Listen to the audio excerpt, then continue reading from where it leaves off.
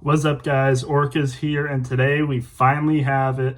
Season 5 episode, or not, season 5 of the Clone Wars, every episode ranked. Geez, it was hard to get that title out. It's been so long since I've done a video like this. Yeah, it's been a couple weeks. I've been busy, not had a ton of time to make an hour plus long video. As you guys know, if you've watched all the parts to this, you know that this is definitely going to be an hour long at this rate. There is only 20 episodes to this season, which is shorter than the previous 4, but given the episodes that happen in this season, I think it's going to be equally as long, if not longer, than some of them. Possibly between like season 3 and season 4 hours long, basically. Could be 2 hours, could be an hour 30. We'll just have to wait and see. But with that, I'm just going to get into it. So season 5 actually starts off, based on the episodes I'm looking at, it actually starts off pretty bad.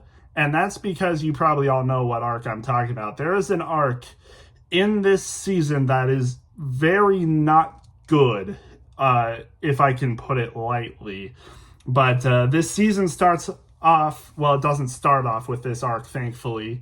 But during the middle of this season, there's an arc that is not very good, and you all know it. It's the droid arc, the D Squad arc, if you want to call it that.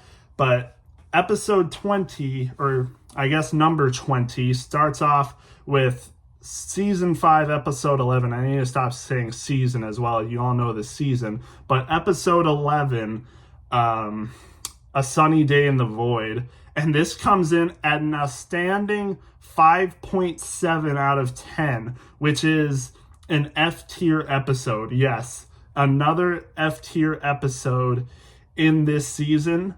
And I'm looking at it right now, but the only F tier episodes in this show thus far is episode 6. Well, for season 1 is episode 6, episode 8, and episode 7 for season 1. No F tier episodes in season 2, no F tier episodes in season 3, and no F tier episodes in season 4. So the only previous F tier episodes came in season 1. And now we have another F tier episode. That is insane, and I don't think we get another F tier episode again. So there's only 4 F tier episodes in the show for me, and this is the final one. And the other 3 came in season 1 alone. That is insane. So, yeah. A Sunny Day in the Void, episode 11. Not a good episode. I mean, the droids and Meeber Gascon, their leader, crash land on a random planet. I forget what the planet is called, and it's the entire episode is them just stranded out in the middle of nowhere doing nothing. Legit, that's the episode. They do absolutely nothing except be stranded in this desert for the entire episode, except when they find a way out and the beginning of the episode when they get themselves into this mess. And even then, there's a moment at the beginning where I don't understand.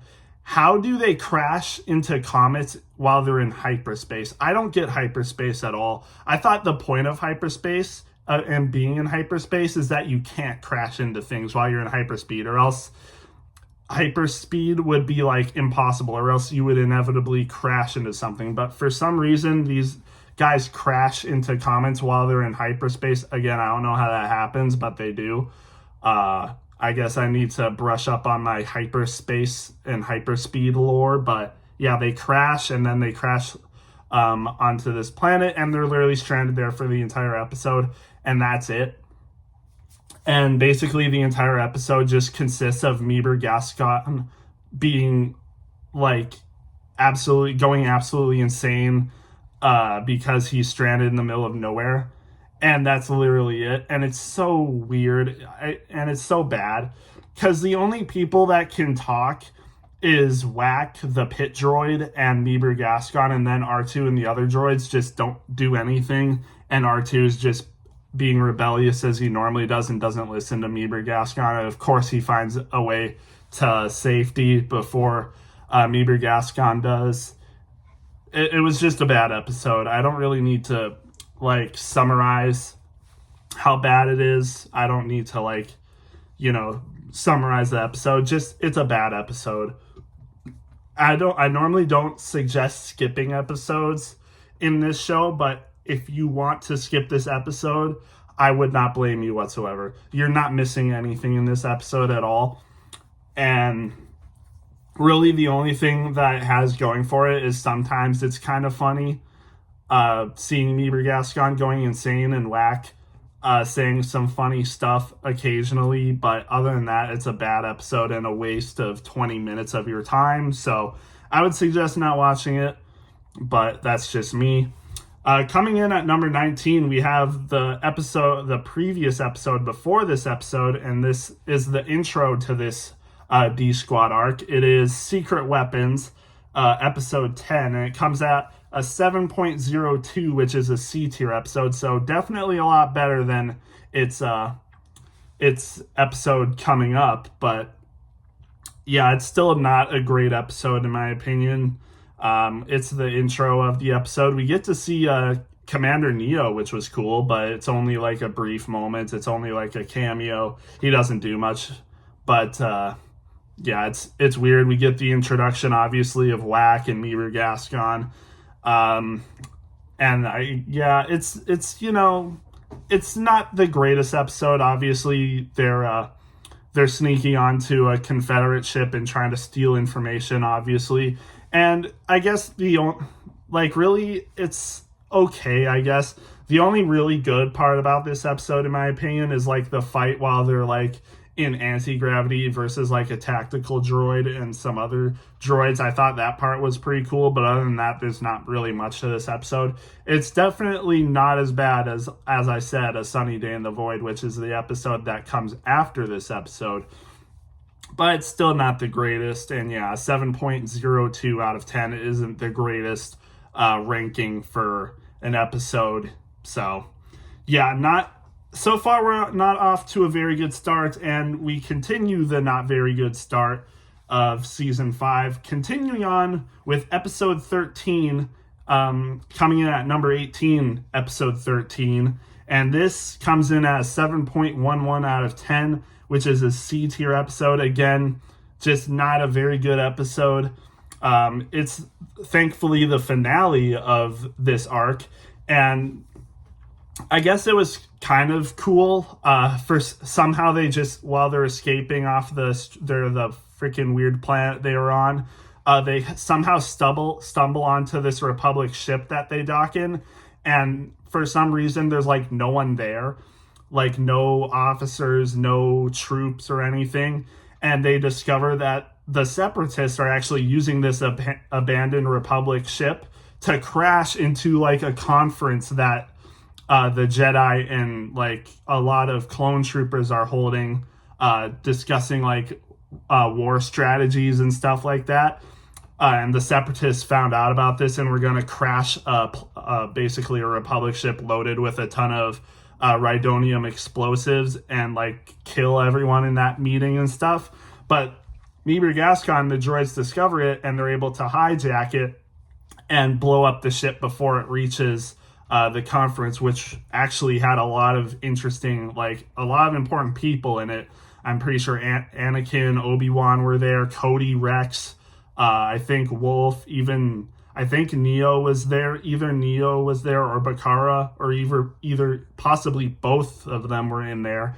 So a lot of important commanders and even Jedi generals were there. I mean, if the Separatists succeeded in this, that would have been insane. I mean, the Republic could have lost the entire war if they lost all these people, to be honest. So it's a good thing these droids came in clutch and saved the day, as we knew they would, because we know Anakin, Obi-Wan, and Cody and all these people survived. So it wasn't really that intense, but, you know, it was still a cool side plot mission finale, given the first 3 episodes. I mean, this was just like all over the place. It was so weird.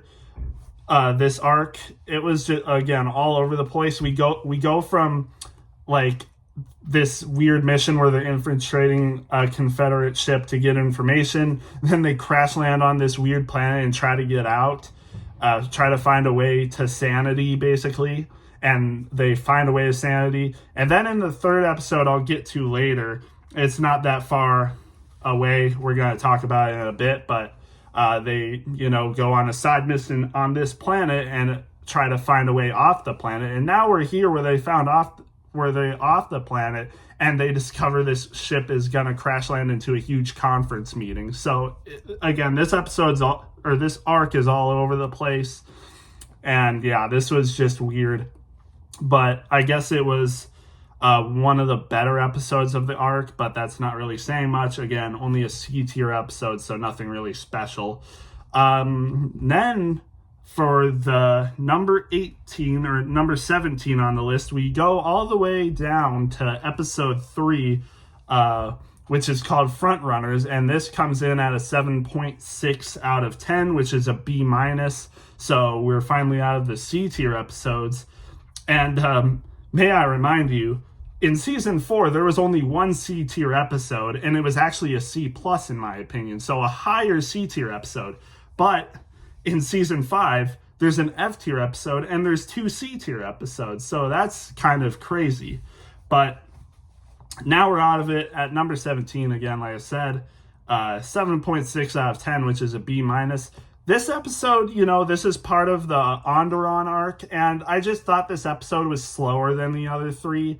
It was a little bit slower than the other 3. And also, I thought the dialogue and, voice acting was kind of weird. There was just something off about the voice acting and the dialogue. It just didn't feel, legit. It felt almost fake. In a way, it kind of felt like it was AI in a way, which is weird to say because this episode came out in 2012, so AI voice acting wasn't even a thing. So it was just kind of weird. The voice acting, like I said, the dialogue, again, it just felt fake and stuff. But it was kind of cool. This episode was still cool, seeing the rebels on Onderon, doing missions in the city, taking out droids and stuff, going in the city. We don't get to see very many city battles where, these missions take place inside cities. So I thought that was pretty cool. But again, the dialogue and stuff, how people did certain things, it just felt kind of off. So that's kind of why it's lower than a lot of these other episodes in Onderon that we'll get to later. Yeah, I just thought it was kind of weird, but we'll get to the other episodes later. But then finally we get to the last episode in the D Squad arc, which comes in at number 16, episode 12, called Missing in Action. And this comes in at a 7.8 out of 10, which is still a B minus. And again, I think this one was by far the best episode in the arc, to be honest. A 7.8 out of 10 is actually pretty good. It's almost a solid B tier. Still a B minus, but I think this was a pretty decent episode, honestly. And yeah, there's really not much to say about it, but we get to see Gregor, who is a commando that D Squad meets, and they find out he suffers of amnesia. He was stranded on this planet and becomes like a dishwasher at a restaurant. And Niebuhr Gascon obviously recognizes him as a clone. So there's this whole episode where they try to make him discover that he's a clone and a soldier of the Republic. And they get through to him, and he, rediscovers his pride in being a soldier and wants to go back out there and be a soldier. So he abandons his boss.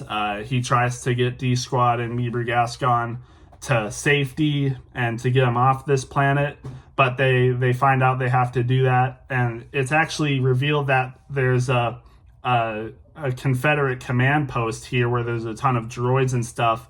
I think they're farming rhydonium oil, which is used to make explosives and stuff. And the only ship is in that place where there's a ton of explosives, so they have to sneak their way on.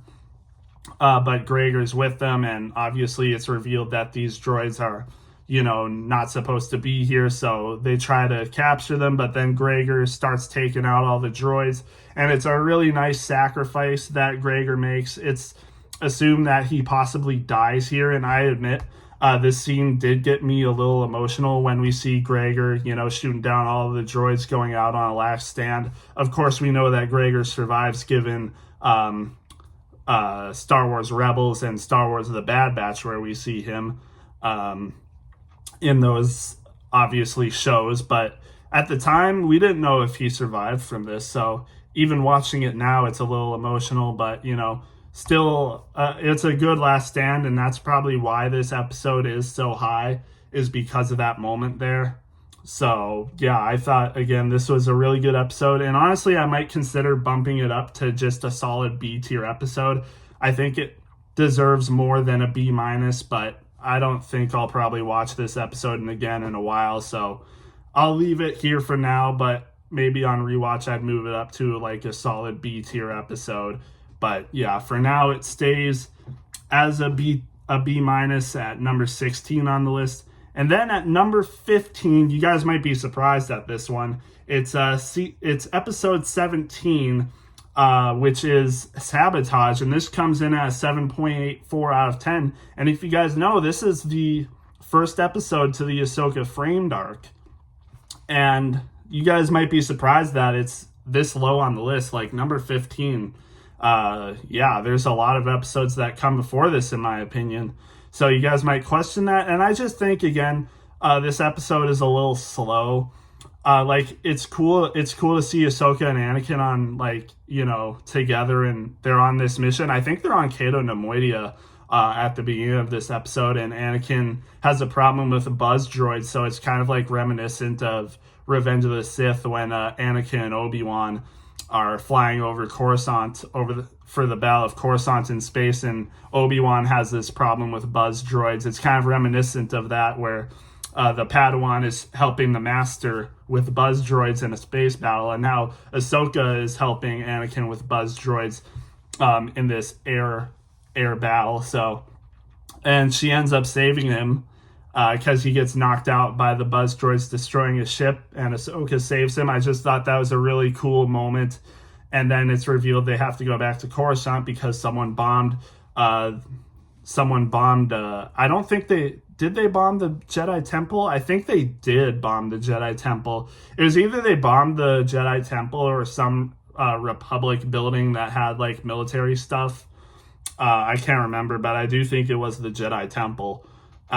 So very serious stuff, and they like try to get to the bottom of it, and they eventually figure out that someone named Letta is involved, but it was her husband that, carried out the act of bombing the temple.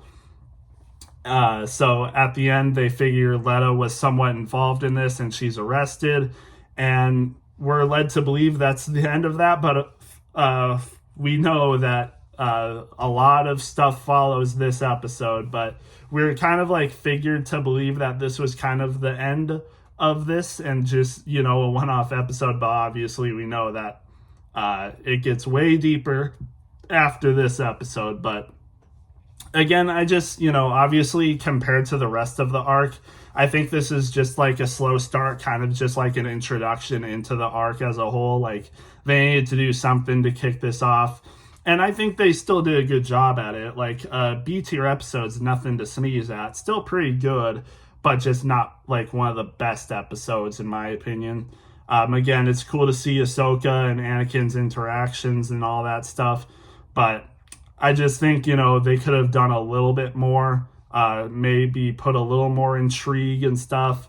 But again, I still think this episode was fine.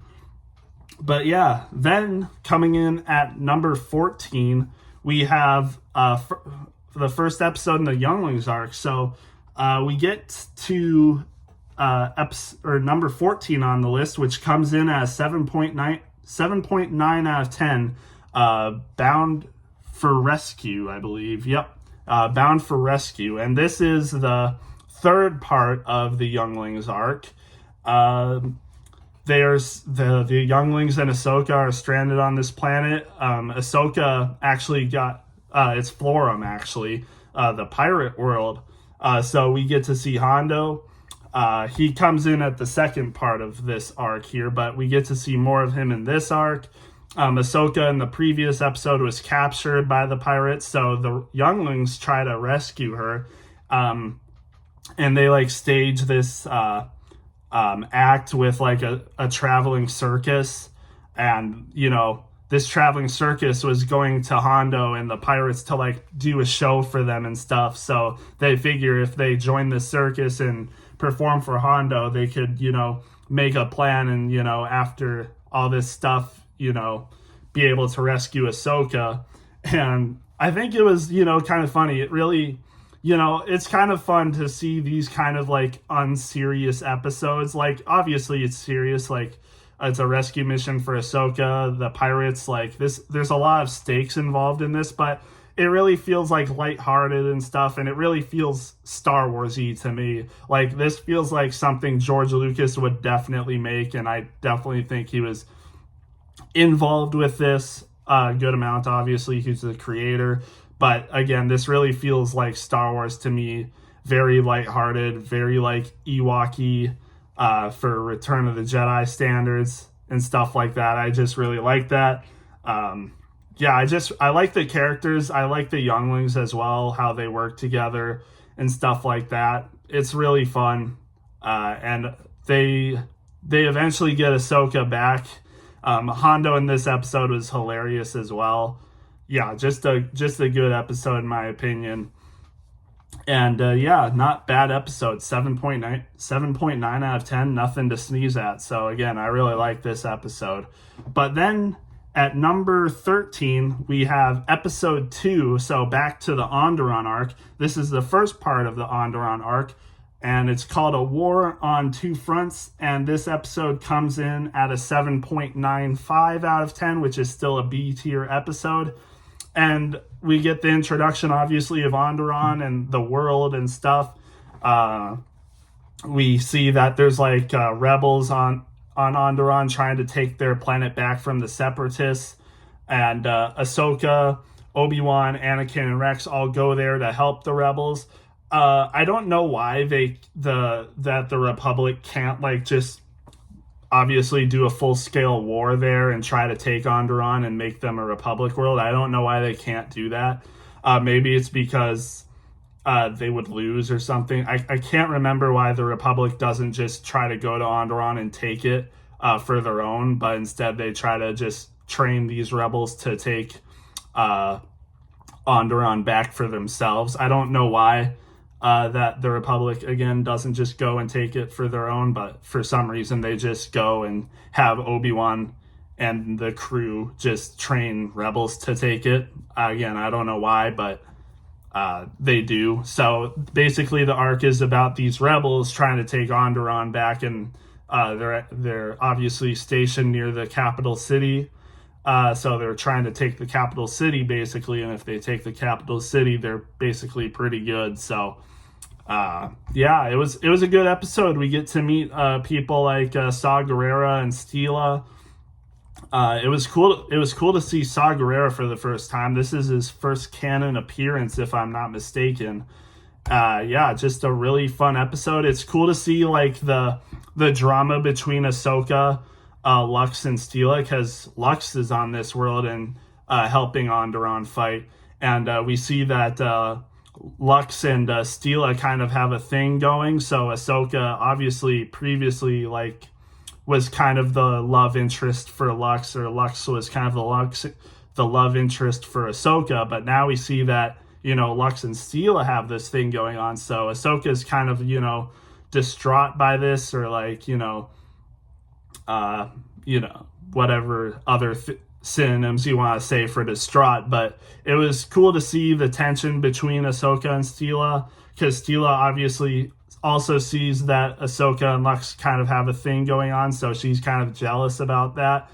Also really cool to see Saw, basically how his personality is versus how kind of Lux is. Just really cool to see the interactions between all of them. It's cool to see Anakin, Ahsoka, and the crew training these rebels to take Onderon and how to fight all these droids and stuff. I thought all of that was pretty cool. Again, a really good start. for this arc, in my opinion. Again, 7.95 out of 10. Pretty good episode.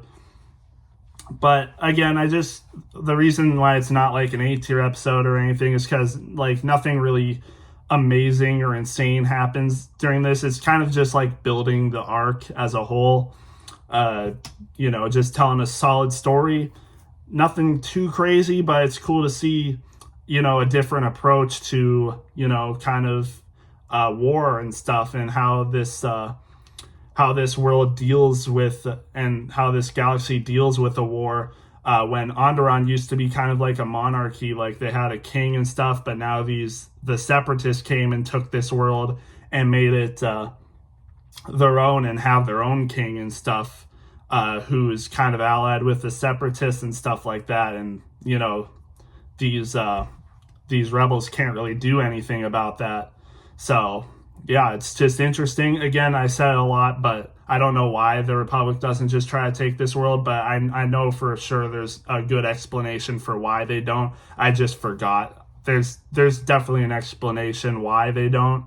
Again, I just forgot. So I need to go back and watch the Clone Wars. It's been a while since I've seen these episodes. If you can't probably tell, I've kind of gone by these episodes faster than I expected, because I just, don't remember a whole ton about them, and just not much to say either. But yeah, it's been a while since I've seen some of these episodes. But again, yeah, not a bad episode. So let's get to the next one. At number 12, we have episode 4, which is the Soft War. And this is the third episode in the arc. So better than, obviously the previous two in this arc, in my opinion. The third episode in this arc leading up to the finale of this arc, and I think this one was pretty good. So the previous king of Onderon is more involved in this one. In the previous episode as well, I think they stage a rescue for the previous king, but then obviously he gets recaptured and stuff. So as a result, the separatist king now is trying to execute him, and now they're the rebels have to stage this operation to rescue him and everything. But Ahsoka is still there. Rex, Anakin, and Obi-Wan left, but Ahsoka's still there and wants to stay behind and help them, but she can't get too involved, obviously, because too much Republic help isn't allowed.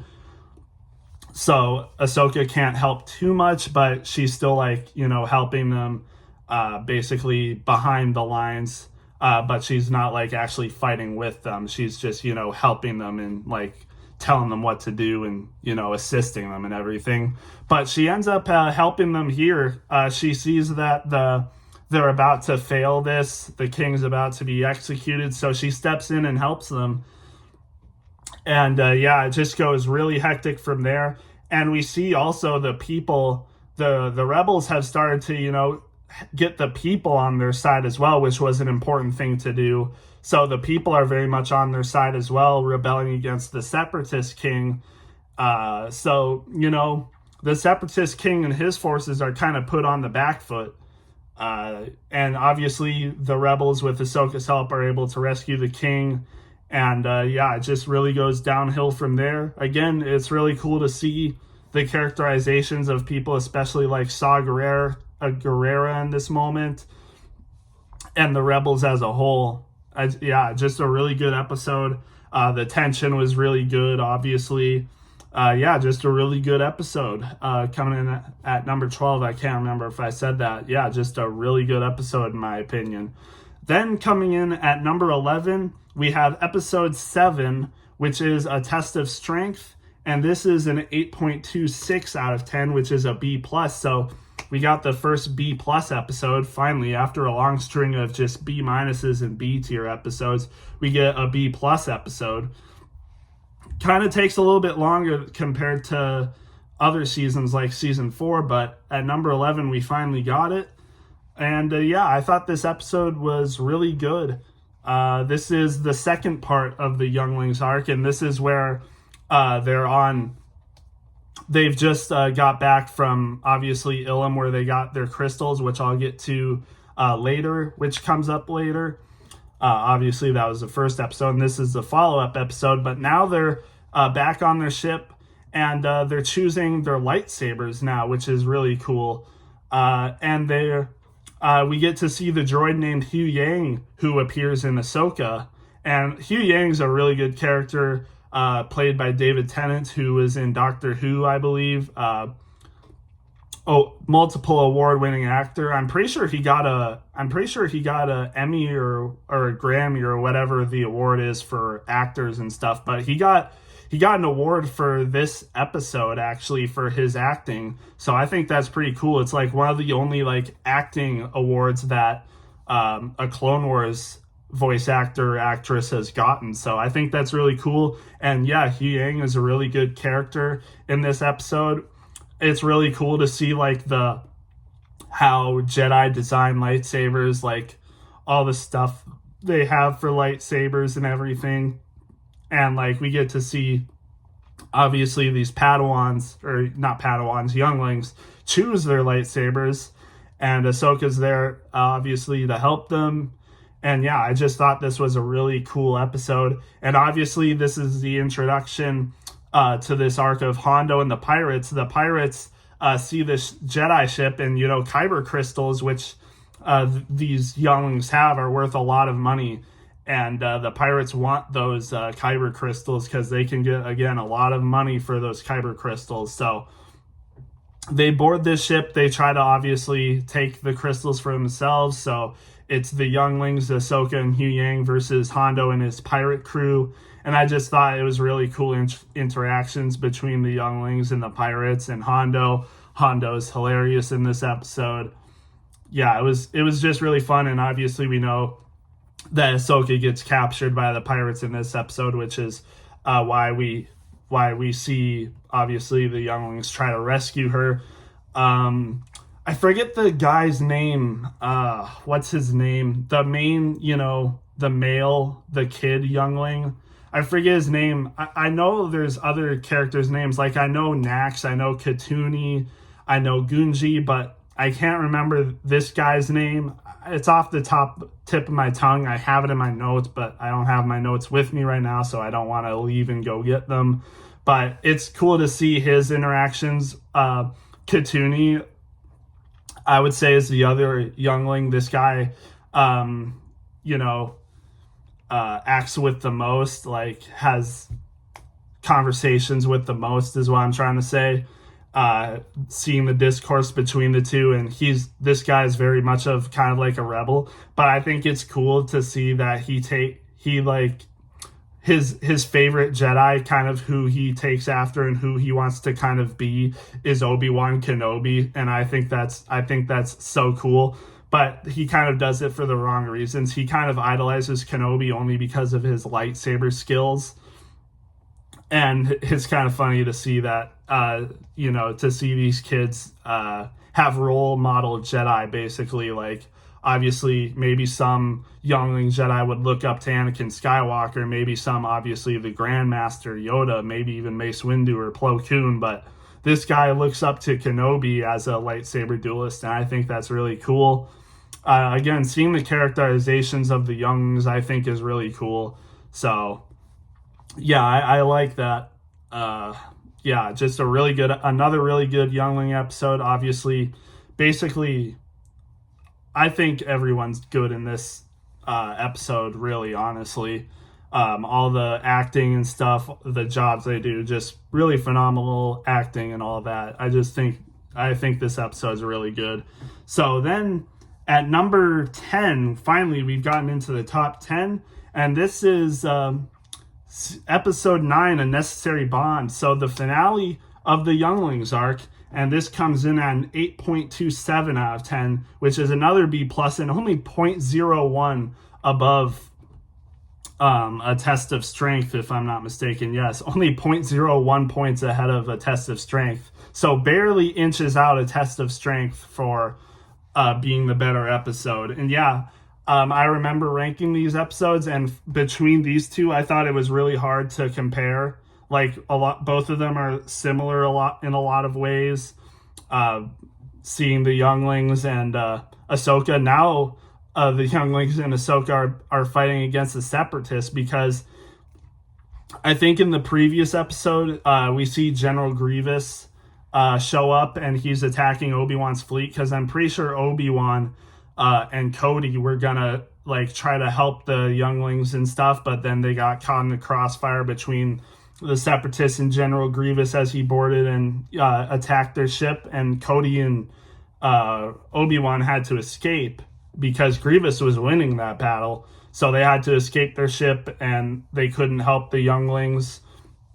So now Grievous goes to Florum, and, you know, I think it was really cool seeing the tie-ins between what happened in Season 1, because if you don't remember, in Season 1, the pirates captured Dooku and, you know, held him hostage.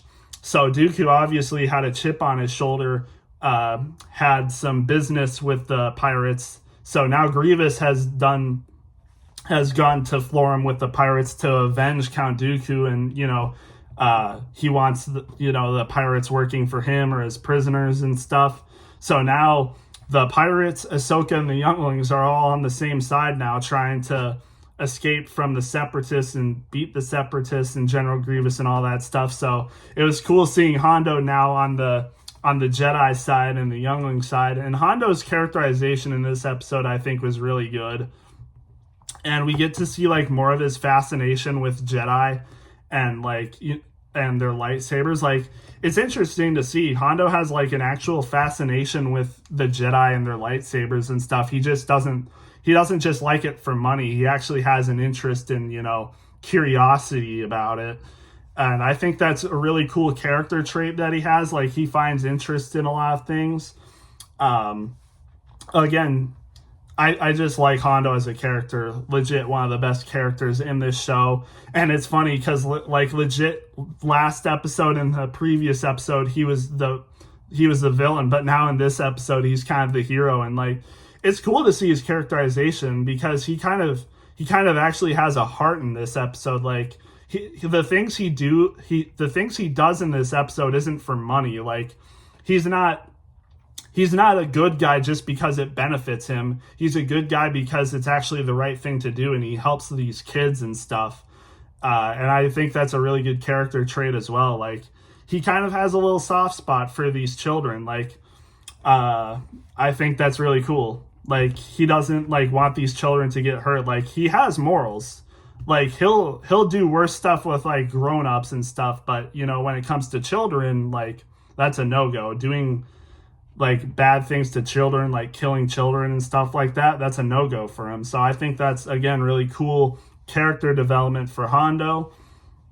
And he actually comes to the rescue when Grievous gets in a fight with Ahsoka, and he's gonna like kill the younglings and stuff. Hondo steps in and rescues them. I think that's really cool. So yeah, just a really good episode in my opinion. Really close with A Test of Strength, which was episode 7, but I think this one just barely inches it out, and I think this is a better episode, but not the best in the arc, because I think the first episode in this arc is actually the best. So episode 6, The Gathering, I think is the best episode in this arc, and it actually comes in at an 8.38 out of 10, which is a B+, so close to being an A tier episode, like very close. If you don't know my grading scale, an 8.4 out of 10 is an A tier episode, but this one's an 8.38, which is still a B+, so just barely not an A tier episode, but I do think this episode is really good. So obviously we get the introduction of the Jedi younglings, going to Ilum. Master Yoda's there as well. Ahsoka's there to help them as well. So it's the younglings, Ahsoka, and Yoda. And basically the task for this episode is these younglings are out to get Kyber crystals. They're there to get their first Kyber crystals as younglings. And it's a very big task for them, because all these characters have one character flaw. The main guy, the main Jedi youngling, in my opinion, he's like overconfident and selfish. Katuni loses hope really fast. Gunji, I forget what Gunji's is. I think his is just kind of possibly doubting himself, because he has, for his challenge, he has to, I think it's patience, actually. I'm pretty sure his is patience, because basically what he has to do is get his crystal. It's there, but he has to wait for the water to freeze over and stuff, or else, the water's too cold for him to swim in, and obviously, he probably can't swim, so he has to wait and be patient. So his was patience. Katuni's was like, losing hope. The Nautilin, I'm pretty sure his name is like Nax or something. His is being too reliant on technology and trusting his own self, having to trust his own self to find the Kyber crystal. I don't remember his name, but I'm pretty sure it's like Biff or something. I forget his species name, but his was obviously being afraid and fearful. And then there's obviously other characters who had to go through something to get their Kyber crystal. And I think all of those were really cool. And obviously seeing, I want to see his name is Kai, but I don't think his name is Kai. But, again, his interactions with Katuni, I thought were really cool. And eventually this dude does the right thing and helps Katuni and all that stuff. And then he's able to find his crystal and get out just in time, because basically the stakes were, if they didn't find their crystal in time, there's this waterfall that goes into the place. It would freeze over and they'd be stuck there overnight. But obviously that was all just a ploy by Master Yoda, because they could get out if they wanted to. But basically what they would do is they wouldn't stop until they find their Kyber crystal anyway. So it was all just, the stakes were basically not there, but we were led to believe it was there in the episode. So it was tense. If you hadn't seen this episode for the first time, it was definitely really tense.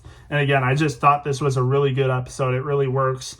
And, it really adds to the lore of Star Wars with Kyber crystals and stuff, how it like connects to a person. It's not just a thing, but like it actually, like, Kyber crystals connect to like Force sensitives and Force users through the Force, basically. So again, I think that's a really cool thing to like for lore standards and lore wise. I think that's really cool. And obviously Yoda being there really adds to it. Ahsoka being there really adds to it. Just a really good episode.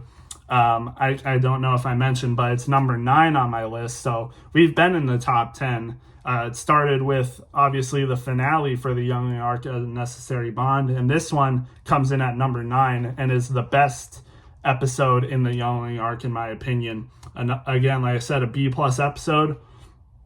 Really good episode.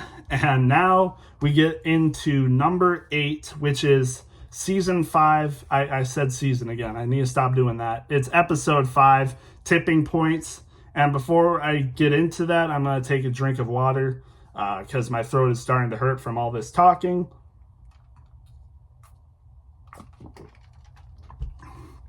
There.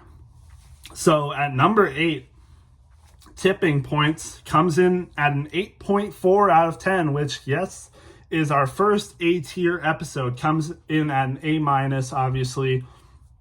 8.4 out of 10, A-. Tipping Points is the best episode in the Onderon arc. I think the final battle works really well. Ahsoka and the Rebels versus a full fleet of Onderon forces backed by the Separatists, obviously. They also got this General Kalani, who's like a super tactical droid, very smart tactical droid, probably the best tactical droid they have. Just, again, really smart, knows battles and stuff. And Count Dooku's very involved with this now as well, with King Rash basically being the leader on Onderon. So a lot of discussions between Dooku and King Rash. And General Kalani is like kind of basically leading the forces. So, and yeah, it's basically them versus the Rebels. But the Rebels at first are very not... are outmatched by the Onderon forces. I forget the I forget like the droid ships that they use, but it's like a ship that's also a droid. I forget what they're called, but they're like really cool additions. I wish we saw more of them, to be honest, because I think this is like the first time we see them. And again, I think they're really cool. They can shoot, but they also like transport droids to locations in a really fast amount of time. And I think those droids are really cool. So obviously the rebels are being outmatched, and Anakin and Obi-Wan are back on Coruscant, but they're still kind of like helping out through just communications and stuff. And like they've been counseling Ahsoka and all that, especially Anakin, but also Obi-Wan. And they see that the rebels are in trouble, so they try to, without having Republic forces help them, they try to get through by other means. And Anakin is the one to suggest Hondo, and Hondo, of course, saves the day. That's possibly one of the best uses of Hondo they've done in this show. It's like, okay, well, the Republic can't send forces to help Onderon. We don't know anyone else who can help Onderon through other means besides Hondo. Like, out of all people, they would try to contact. Obviously, they can't use any Republic help, so they get Hondo to distribute rocket launchers and stuff for them, because rocket launchers are like the only thing that could take out these droid ships. So they have to get rocket launchers, and they get them through Hondo, and his interactions are just hilarious. Like, obviously they pay him. He's like, oh, well, my time is up here. I'm gone. It's so funny. Yeah, this episode was really good. But also, what made this episode an A-tier episode, in my opinion, was, spoiler alert if you haven't really watched and don't want like big plot leaks and stuff, but Stila ends up dying. Like, that's Stila Guerrera dying was an insane moment for this show, in my opinion. One of the most shocking deaths in the show, in my opinion. Like, the victory's won almost. Steela's on this ledge hanging off because one of the droid ships that got hit with a rocket launcher by Saw, by the way. This happened because Saw Gerrera shot one of the droid ships, and it crashed into the location that Steela was at and almost knocks her off a high ledge. But fortunately, Ahsoka is able to help. She catches her, and then she's lifting her up with the Force. But then what happens is one of the droid ships that was shot down still has some juice in it and sees what's happening and shoots at Ahsoka, making Ahsoka lose her connection with the Force for a moment, and Steela falls to her death. Yeah, that was an insane moment. And seeing the reactions to this and stuff like that, insane. That, again, shocking moment. And what's also really shocking and interesting, in my opinion, is that the Separatists could have won this, but after this battle that the rebels kind of won, again, the Separatists and Dooku knew that they could win this, ultimately win this against the rebels, but Dooku and Kalani are like, well, it will take too long, and we have better things to do anyway. It's not worth our time. So Kalani and Dooku just leave the planet and let Onderon be liberated by the rebels, and they kill their king that they put in the first place. So again, I'm kind of forgetting how involved, like how much power the Separatists had over this planet and like what could happen. Again, I'm gonna have to rewatch this arc in a little bit, but Dooku and Kalani are basically just like, yeah, it's not worth it trying to take this back from the rebels, so we're just gonna leave. And then they kill King Rash in the ending. I just think all that, again, was really cool. And then we get the funeral of Steela Guerrera, very emotional moment for like Saw Gerrera. Lux and Ahsoka and all that. And this is the last time we see Lux and Ahsoka together. So I kind of think, Ahsoka kind of got over her, feelings for Lux after this. And again, I think I mentioned this in season 4 where their plans for Ahsoka's journey in season 7 with getting a new love interest. I guess this was supposed to be like the ending for Ahsoka and Lux's relationship, where Ahsoka's kind of gotten over her feelings for Lux because Lux had that thing with Steela. But now Steela's dead, but I guess Ahsoka, her deep feelings for Lux are still gone now. So all that. And Anakin and Obi-Wan are here to for the funeral and the celebration of the rebels.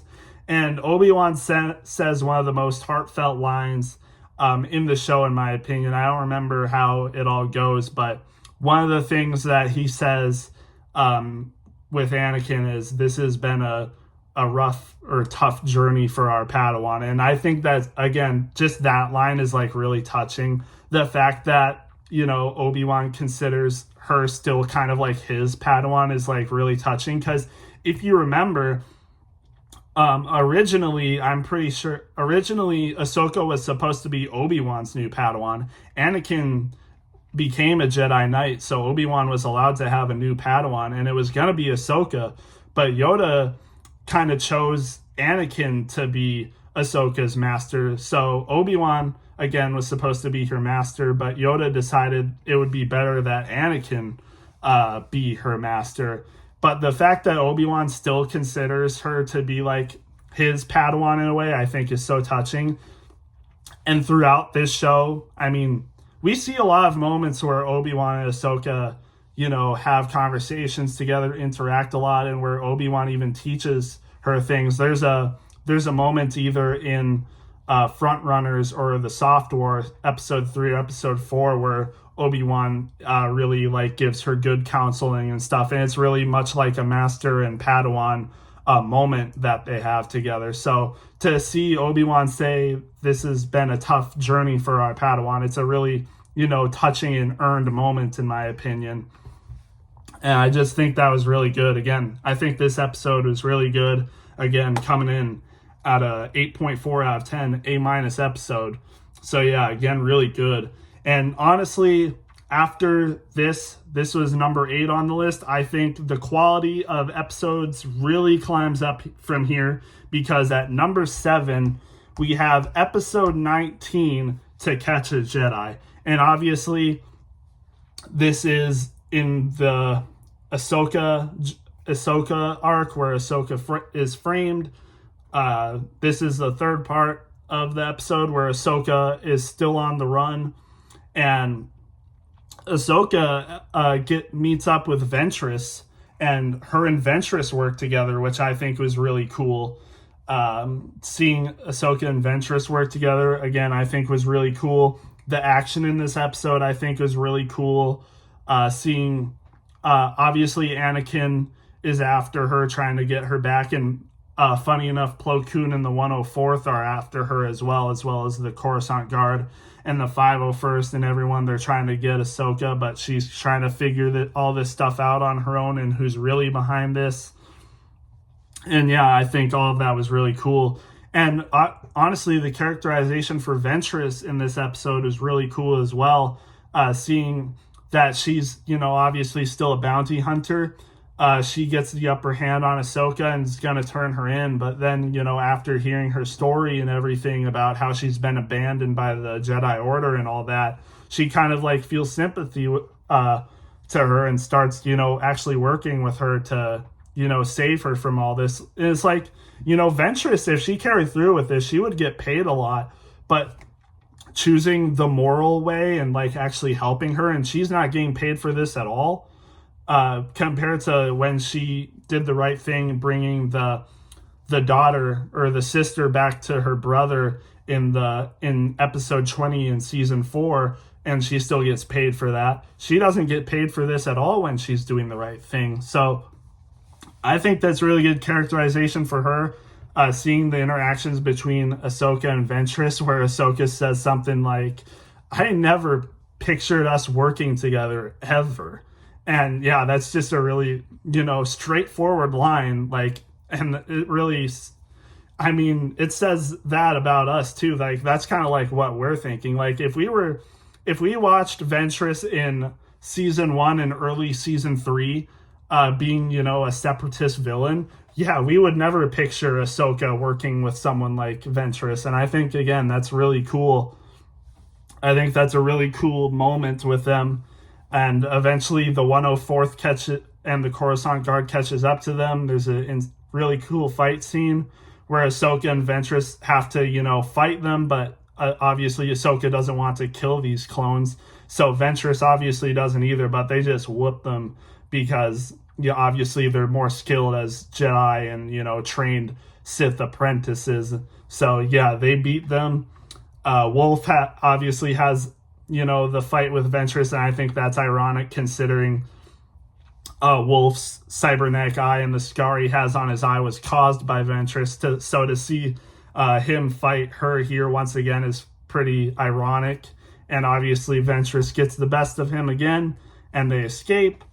But then at the end, Ahsoka fights, spoiler alert, the actual, villain behind all this stuff, the bombing of the temple. She fights with Barriss Offee, but Ahsoka doesn't think it's Barriss. She thinks it's Ventress who has a change of heart and wants to take her back. But obviously we know it's not Ventress. And earlier we saw that Barriss knocks out Ventress and takes her lightsabers to fight Ahsoka and get her captured. So again, I think that was a really cool fight scene as well. Ahsoka versus Barriss, and Barriss definitely gets the upper hand on Ahsoka.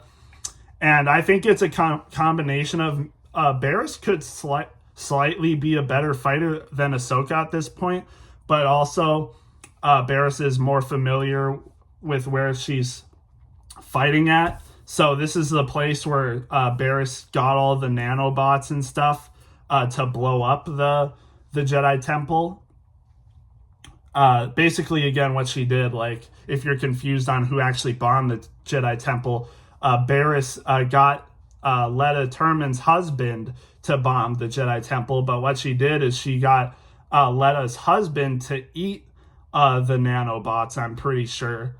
And when he was in the temple, the nanobots exploded him, and obviously the part of the Jedi Temple as well with him. So Barriss was basically, again, behind all this, where she got Letta Terman's husband to blow up the Jedi Temple. So it was still very much Barriss that blew up the Jedi Temple. She just did it through other means.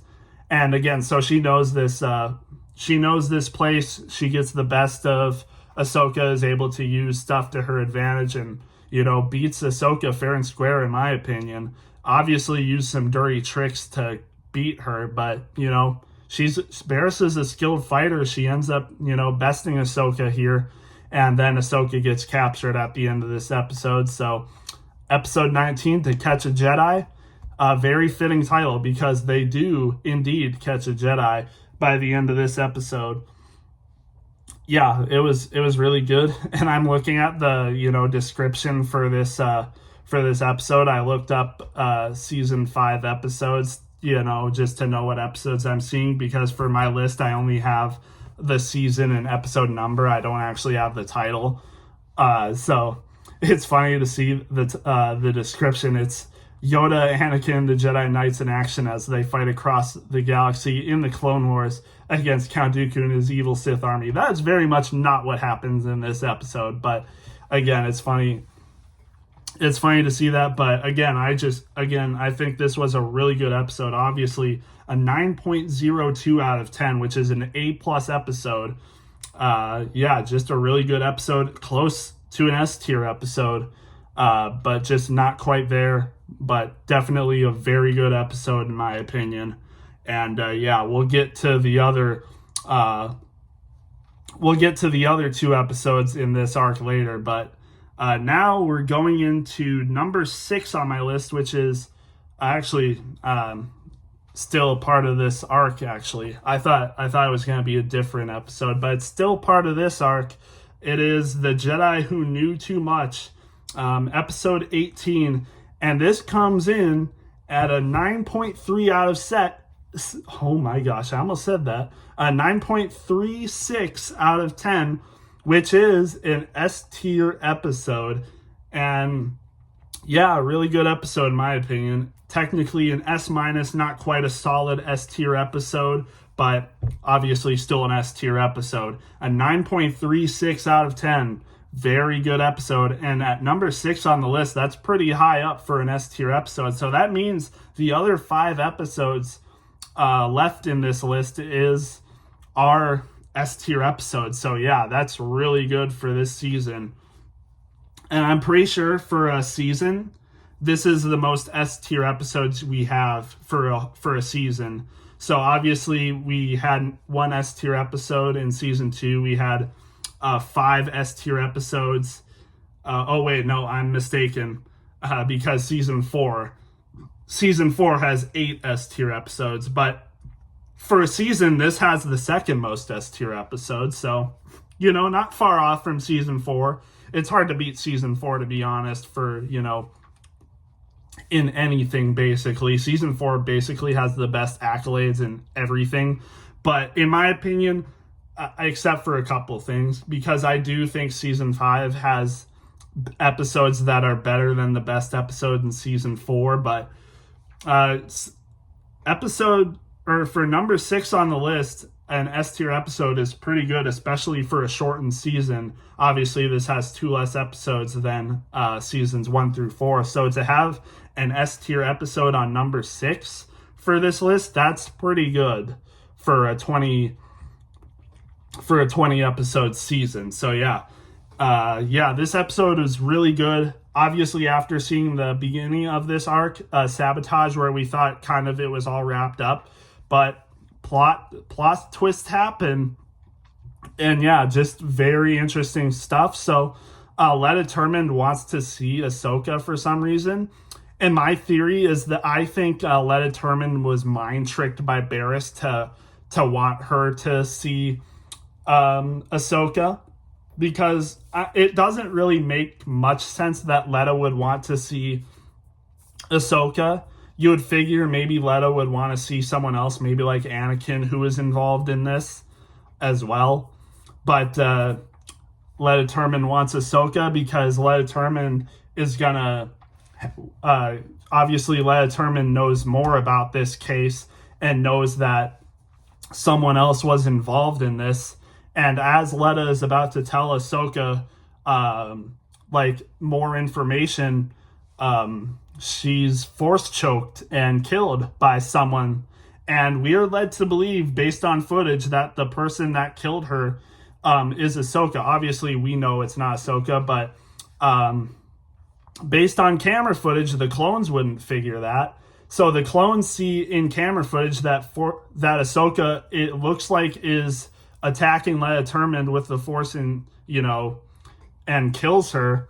And Commander Fox is the person involved in this. And when he comes in the room, he's like, well, I can't say I blame you, Commander. Or I don't know if he calls you Commander, but he's like, well, I can't say I blame you, but all the same, you're under arrest. So it's led to believe that Ahsoka has killed Letta Termund. And I don't think we're led to believe, because of this, that Ahsoka is the person responsible for this, but she killed a prisoner, and obviously that's wrong. So she's put in prison, and then later Barriss is the one that puts stuff in the prison for Ahsoka to escape, but Ahsoka is led to believe that Anakin was the one that put the stuff there for her to escape. So Ahsoka, obviously, and I think it's important to remember that Ahsoka is a child, remember? She's 15 or 16 years old when this happens. So Ahsoka is obviously, she's a Jedi Padawan. She's smart and everything, but she's still a child, so she doesn't make the best decisions.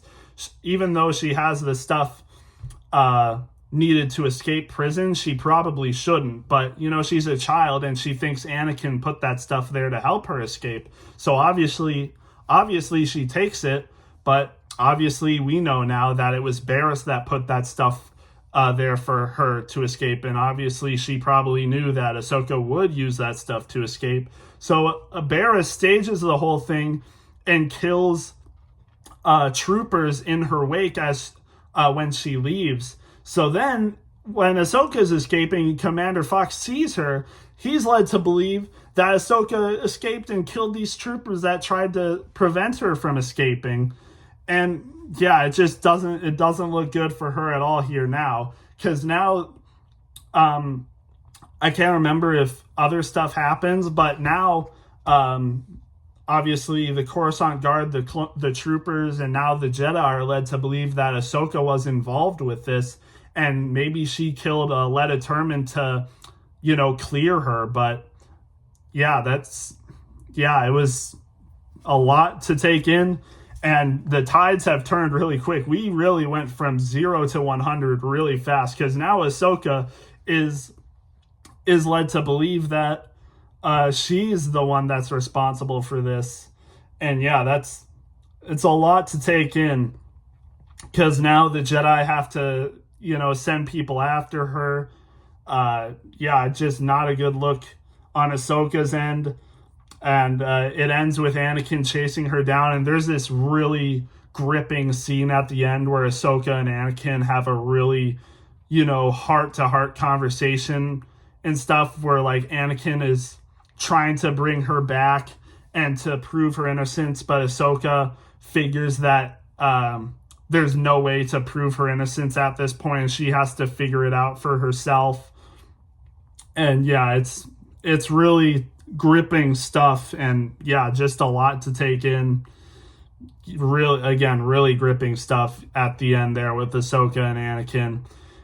And I should have talked more about the stuff in To Catch a Jedi, but it's really interesting to see how the Jedi have like turned on her, like, and all this stuff, and how much the Republic is losing confidence in this war. And now that Jedi are turning on their own, it's really not a good look for the public eye. And even if Ahsoka was innocent, or like all this stuff, the Jedi would look bad if they tried to, cover for Ahsoka. So now a lot of the Jedi are kind of against Ahsoka, and now there's so much evidence against her. It's like the Jedi are like, okay, well, even though she's one of our own, we still have to make this, this has to look good for us. Like, we can't cover for Ahsoka, because if we do, the Republic and the citizens will turn on us even more. So we have to really make the right call here. And unfortunately, at this point, the right call really looks like Ahsoka is the criminal here. It really looks like she's the one that bombed the Jedi Temple. So a lot of the Jedi, especially the Jedi High Council, are very much against her. And I would say, in my opinion, the only people that are for her are Master Yoda, Plo Koon, and Obi-Wan Kenobi, because they're really the only people that show sympathy for her and like really feel for her and are for her. But again, Mace Windu, Ki-Adi-Mundi, they're like, again, we have to make the right call here, even though she is one of our own. It really looks like she did this, so we have to make the right call here. We have to say she's the criminal, and we have to arrest her. And again, this arc really shows that the Jedi have really lost their way. And again, what I would say is the Jedi's biggest mistake, their first biggest mistake was, being 100% allies for the Republic and fighting for the Republic. Because now that this war has happened and you're fighting for the Republic, a lot of stuff can turn against you. And now the Jedi have to make tough decisions like this, and it really makes them not look like good Jedi, honestly. In some ways, they fail a lot more than they should, and a lot of that blame can be put on when the Jedi decided to become 100% allies with the Republic and serve the Republic. So again, that's, I think, the biggest mistake the Jedi made was That's the biggest mistake I think the Jedi ever made, was being 100% allied with the Republic. Because now that this war has happened, you're siding with the Republic. It doesn't matter if the Separatists might be morally right in some circumstances. The Jedi are fighting for the Republic, whether the Republic are the good guys in some circumstances, and in some circumstances, the Republic might be wrong, but the Jedi are still their allies, so they'll follow what the Republic does. So again, mistakes like this is what really caused the downfall of the Jedi in this time.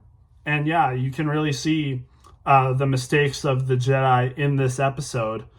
And I will cover for the Jedi here. None of this means that the Jedi are the villains or the bad guys. They made mistakes, and this is one of the mistakes they made, and this is one of the mistakes they made that led to their downfall and Darth Sidious, aka Palpatine, getting them defeated and wiping them out and basically wiping all of them out, basically. So yeah, again, seeing all these mistakes of the Jedi and seeing Ahsoka treated this way by them, even though, you can make a case that obviously this looks like Ahsoka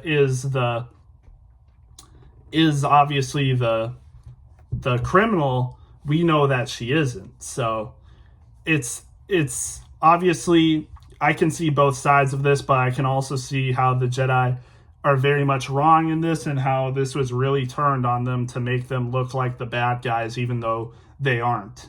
So yeah, again, really good episode here with 18, and yeah, the best one is yet to come, but we'll get to that later, because we have to talk about the top 5 episodes, in my opinion. And starting at number 5, we have episode 15, Shades of Reason. And this is the second episode in this 3-part arc. You could consider it a 3-part arc. Honestly, I consider episode 1 in this season, which we haven't got to yet, but we will, obviously. I consider episode 1 kind of almost a part of this arc, but since it's kind of, put away from these 3 episodes, episode 14, 15, and 16, which is Maul and the takeover of Mandalore. I guess you could consider this the second episode in the arc if you consider 14, 15, and 16 just a 3-part arc and doesn't include episode 1. Even though I'm pretty sure chronologically episode 1 happens just before episode 14, and then obviously after episode 1 chronologically comes episode 14, so you could consider it part of the arc, but for this sake we won't. So I'll say Shades of Reason is the second part of this arc we have going on, and this comes in with the plan for the Death Watch, Maul and his brother Savage, to take over Mandalore. And yeah, just a lot of stuff happens in this episode. I didn't mention this, but this is, it's number 5 on the list, but in my opinion, this is a 10 out of 10 episode. So obviously 10 out of 10 episode, S tier episode, S plus even, perfect, almost perfect in my opinion. In my opinion, it's a perfect episode in my eyes, even though I will say the reason it's number 5 on the list is because I do have some issues. But with that being said, I think it's just too good to not be a 10 out of 10 episode because of everything that happens. In a way, this episode is kind of like Revenge of the Sith, Revenge of the Sith, in my opinion, isn't a perfect movie, but it's so good that you have no choice but to give it a 10 out of 10 because of everything that happens in it. Everything that happens in it is just so good for story-wise and like action and stuff. It has to be a 10 out of 10, except even though that there's some problems with it. But in my opinion, this is one of those episodes that have problems, but it's just too good not to be a 10 out of 10. And yeah, this is one of them. Obviously, we actually see Maul, Savage, and Death Watch take over Mandalore with a actually really good plan. So what they do is they pretend that there's these crime lords, the Black Sun, the Pikes, they're taking over Mandalore, and the Death Watch stop them. They're looked as saviors because Satine and her leadership, the overwhelming amount of the Black Sun Pikes, there's not enough force that the Duchess, Satine, and her forces, they can't combat them. They're being overrun. But the Death Watch look like saviors. They're coming in to rescue Mandalore. They're coming in to rescue the people and saving them from these gangsters and crime lords and stuff. So now the public opinion about them is on their side, and Satine will lose confidence, or the people will lose confidence in Satine because Satine can't stop these people, but the Death Watch can. So then the Death Watch will be able to overthrow Satine and her leadership and, all that. So again, I think this plan worked really well to see the Death Watch get the upper hand on Satine and get the public to, support them. But all this was being done under Maul, obviously, because this was his plan to do. And yeah, just to see Maul's work, and then obviously Savage was just part of the gangsters and stuff, and Pre Vizsla looks like he beats him, so all that works out for Pre Vizsla. And it's cool to see like the motivations between all of them. So it's like Pre Vizsla obviously wants the planet for himself, but even though he disagrees with Maul and like doesn't want Maul's vision to come true, he still needs this to happen so he can take control of Mandalore. And then once he does, he'll be able to get the upper hand on Maul and either imprison or kill him.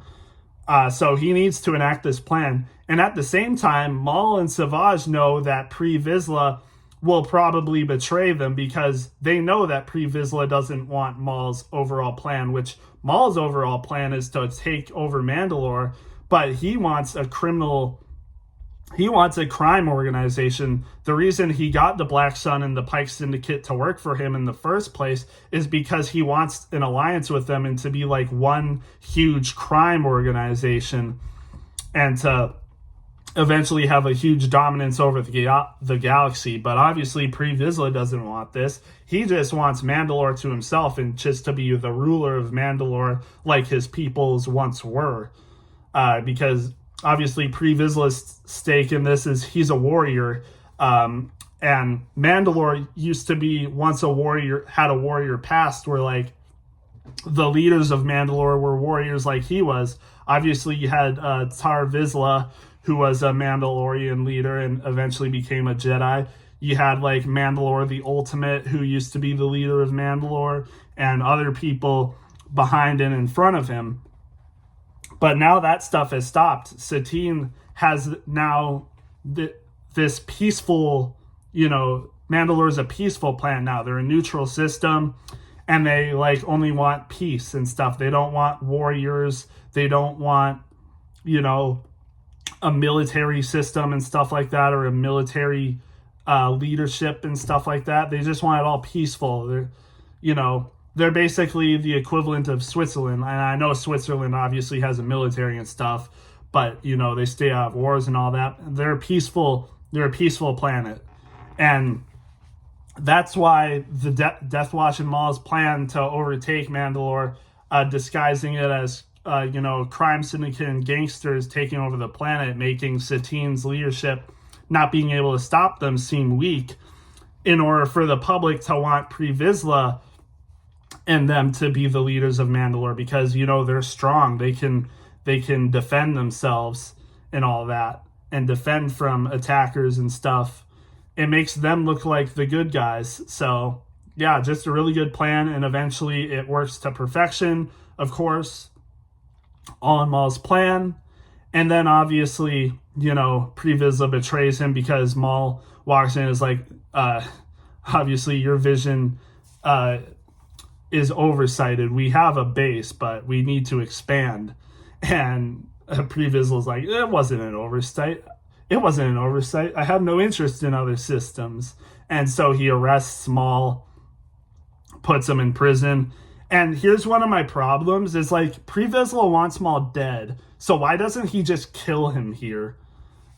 I don't get that, because like in episode 14, which we'll get to, at the end of the episode, he says Mandalore to Bo-Katan, Mandalore will be ours, and Maul and his brother will be dead alongside the Duchess.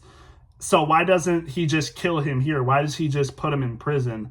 Maybe he's going to execute him. No, because even then, after that, he puts him in cuffs, so he's captured. And then Pre Vizsla's like, I have control, but now you'll do as I say. So now he's gonna have Maul do his bidding and stuff. What is it? Were you gonna kill him, or were you gonna control him and make him do your bidding? Which is it? And I'm pretty sure, like, even in this episode alone, in episode 15, he says he's gonna execute Maul. Because he's talking with Bo-Katan, we see his motives, how he just wants the planet, and to disobey Maul's vision, where he's talking with Bo-Katan, where she's like, and then what are we gonna do after this? And then he's like, okay, well then we're gonna execute Maul and those thugs. He's like, okay, you said you're gonna execute them, so why didn't you? You put Savage in prison and you put Maul in prison. So that's weird. And then a weird decision is he puts Maul in prison in the same room with his brother. Why would you do that? Why would you put the two most deadly people against you in the same prison block? You know they're going to do something. So that was just a weird move. Again, like I said, that's why I say there's some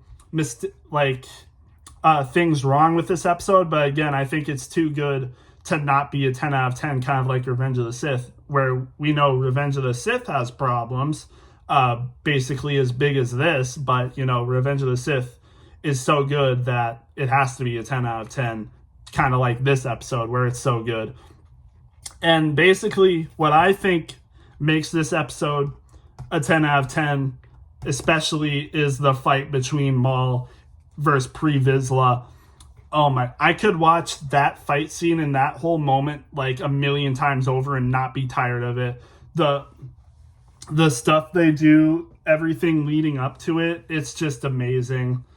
I can't, it's so good, because the plan Maul has is Pre Vizsla isn't their elected leader yet, so he is going to challenge Pre Vizsla in a trial by combat, and whoever wins gets to rule Mandalore. So if Maul challenges him to a trial by combat, as a Mandalorian, Pre Vizsla honors a warrior code, so he's going to accept a trial by combat for the greatest warrior gets to rule Mandalore. Because basically what it is, for Death Watch, is the best warrior is the leader, which, logically isn't probably a good move for like a government leadership. Like, imagine we had like a football player, because he's like the strongest man or whatever, or the best warrior, is the leader of our country. That would be insane. Yeah, that would just be insane. But, that's how the Death Watch works. And, Pre Vizsla isn't a stupid person either. He's pretty smart as a Mandalorian. So even though he's the greatest Mandalorian warrior at this point, he's still pretty smart as well. So even though like he's the greatest warrior, that's kind of, he's still smart. So even though he's the greatest warrior, he's still also really smart. So he can also be a good leader. It's not just that he's the best warrior. He's also smart. But again, based on the Death Watch code, that being smart doesn't matter. You just have to be the best warrior. So when Maul beats him, he becomes the leader of Mandalore. And it was a great fight. And it's also interesting to see Maul doesn't like really use the Force to beat Pre Vizsla, because we've seen Pre Vizsla take on Force users in the past. We see him fight Obi-Wan Kenobi in season 2, and he gets beat pretty easily by Kenobi, to be honest. He fights Ahsoka in season 4, and Ahsoka does pretty good against him. I'd say it was kind of like a draw between the two, but Ahsoka had a good advantage against Pre Vizsla, and obviously she was using her full potential, force powers and everything. But Maul here, he doesn't use any of his force abilities. Like, he doesn't use his force abilities at all. He's just using his acrobatics, athleticism, and skill with a lightsaber. So he doesn't use the force, and I think that's really cool. It's like honoring a warrior code as well, like where you don't have an unfair advantage. Because like if Maul used the force here, I think we could all agree that Maul would beat him a lot easier than what we were shown. Like, this was a long drawn out fight, to be honest, and Pre Vizsla actually had some good moves against him. Like, he was landing punches, he hit him with a grenade, and he was obviously pretty good against him in lightsaber combat as well, where obviously Pre Vizsla has the dark saber.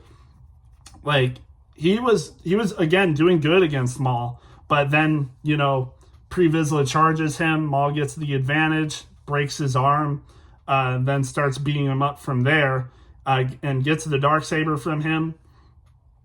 And Pre Vizsla honestly kind of goes out like a G, to be honest, where his last line is, like you said, only the strongest shall rule.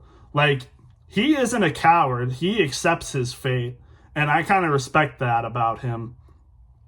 And obviously at the end, Maul rules Mandalore, but Bo-Katan and a group of Mandalorians don't agree with this, that Maul shouldn't be able to rule Mandalore because probably the biggest reason is that he's an outsider. Like, he was never a Mandalorian. He just showed up and beat Pre Vizsla and obviously won and became the leader. But Bo-Katan doesn't like that an outsider, someone who wasn't a Mandalorian ever in his life, was just able to come in and beat Pre Vizsla and become the leader. So Bo-Katan and a group of people dissect from this group, and some stay. So when we see this happen later in season 7, and even in the next episode, there's a ton of people on Bo-Katan's side, but there's also a ton of people on Maul's side. So now it's like a Mandalorian civil war between one side of Death Watch and the other side of Death Watch.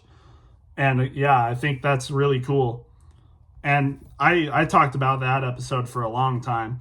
That was number 5 on the list, and we still got 4 more 10 out of 10 episodes to go. So yeah, really good episode, 10 out of 10, number 5 on the list. Only this low because there is a little bit of a problem, which I already talked about.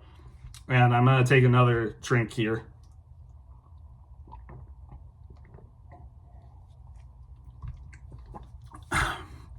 All right. And then at number 4 on this list, we have episode 14, Eminence. And I feel like a lot of people would put episode 15 higher than episode 14, but man, I love this episode so much. Who would have thought an episode about organizing an army would be a 10 out of 10 episode and this high on the list? This was such a good episode in my opinion, and I honestly can't explain 100% why, but at first, the entrance of Death Watch, amazing. Discovering Maul and Savage, getting them back healthy and stuff after their defeat from Obi-Wan the Pirates in the previous episode. I mean, and then seeing Maul discuss stuff with Pre Vizsla, seeing them interact together, their character moments with each other, like the character interactions between Maul and Pre Vizsla in this episode, I think is some of the best character interactions we get in the entire show. Like, hearing Pre Vizsla talk about his goals, his past, and then hearing Maul, it's so good. They have this meeting in a tent where, this is what I'm talking about. They have this meeting in a tent where Maul joins him for tea. And again, Pre Vizsla talks about his motives, his, what he strives for. His basically, what would you call it, objects or, obstacles in his way, which would be Duchess Satine and Obi-Wan Kenobi. Again, his interactions with Maul in this moment are just amazing. And then Maul says he'll join them and help them, because Maul already discussed with Pre Vizsla that he is the true Lord of the Sith and not Dooku. So Maul has this moment where he, talks to him. And before this happens, Bo-Katan steps in where she's like, we've allied with Sith before, and Dooku betrayed us. They're no better than Jedi. And then she kind of insults Maul where she's like, they claim to be powerful, but we put these two back together after the Jedi gutted him. And then Maul starts force choking her, and yeah, it goes crazy where he's like, doubt will only lead to failure. And obviously the Death Watch see, Maul attacking Bo-Katan, so they turn their weapons on him. But Pre Vizsla tells them to hold and wants to hear what Maul has to say. And Maul basically gives them like a victory speech before they even have a victory, where he's like, this Sith pretender Dooku, the Jedi, and all our enemies will fall. And yeah, again, I think that moment between Maul and Pre Vizsla was amazing. Again, like I said, one of the best character interactions I think we've ever gotten in this show, and possibly one of the best interactions I've ever seen in Star Wars. So yeah, it was an amazing part. And then, see all the stuff that happens later.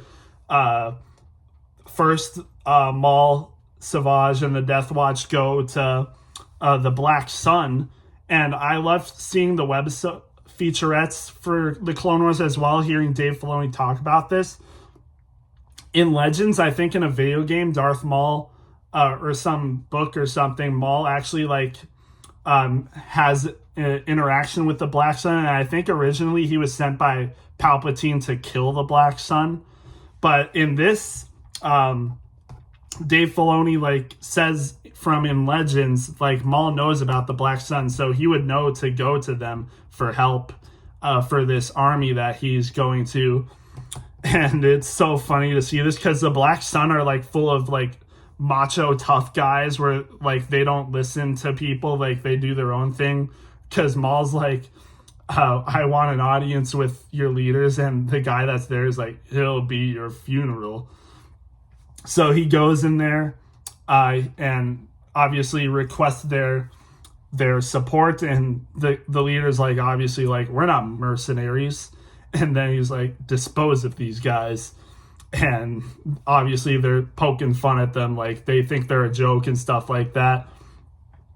But then, Savage kind of goes crazy. He literally crushes a guy's windpipe and kills them. The one guy that's trying to take them away. And Maul is this is your last opportunity to join us. He's it's very much yeah, if the Black Sun don't listen to these guys, I don't think this is going to go over well. And the leader's quiet, we are the Black Sun. And they stand against Maul, and he's okay, something's going to go down. Yeah, this isn't going to be good. And Maul's just he just has, very well then. Just looks to Savage. Savage takes out his double blade saber, throws it right at the Black Sun Council, kills all of them. Oh my! If you watch that moment, that is one of the most craziest moments in this show, in my opinion. This episode is amazing. This episode is so good. I can't believe it. And I'm not even halfway done talking about this episode yet in terms of minute length. This happens probably right around the halfway point in the episode. And we've already talked about so many insane moments that happen in this episode.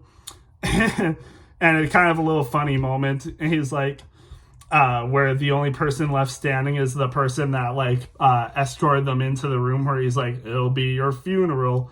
And now Maul is it would seem the decision to join us is now yours. And the guy's like, okay, after careful consideration, we will join you. Yeah, that's a lot of careful consideration there, considering you just saw all your leaders in the council get decapitated. Yeah, very careful consideration there. Yeah, it was so funny. And then I'm pretty sure while they're still on that world of the Black Sun, the Pikes come in and just join them out of nowhere. Where they're like, we see that you've been assembling an army. We don't want to oppose you. We come to join you. Because the Pike Syndicate, obviously they're playing this is like, they see what Maul and his now army are doing. They're like, they want to join him because they know they can get a lot of benefits out of what Maul and his crime organization are going to do. And they see how powerful they are. And so if they join them, and they succeed in their goals, the Pike Syndicates are going to get a lot of benefits from this. So, of course, they don't want to oppose them in this. They want to join them and get benefits. So, that's just a really cool moment in that part where the Pikes just come in and join them because, it's for their benefit. And, yeah, that was really, really cool. And then Maul's last step is to go to the Hutts and get their assistance. And that will go over insanely. So obviously they're going to go to Nal Hutta because that's where obviously the Hutt crime world is. That's where basically all the Hutts are. And obviously, and it's so funny, the Hutts take them as a joke too. It's like, you want our help? Okay, no, that's not going to happen.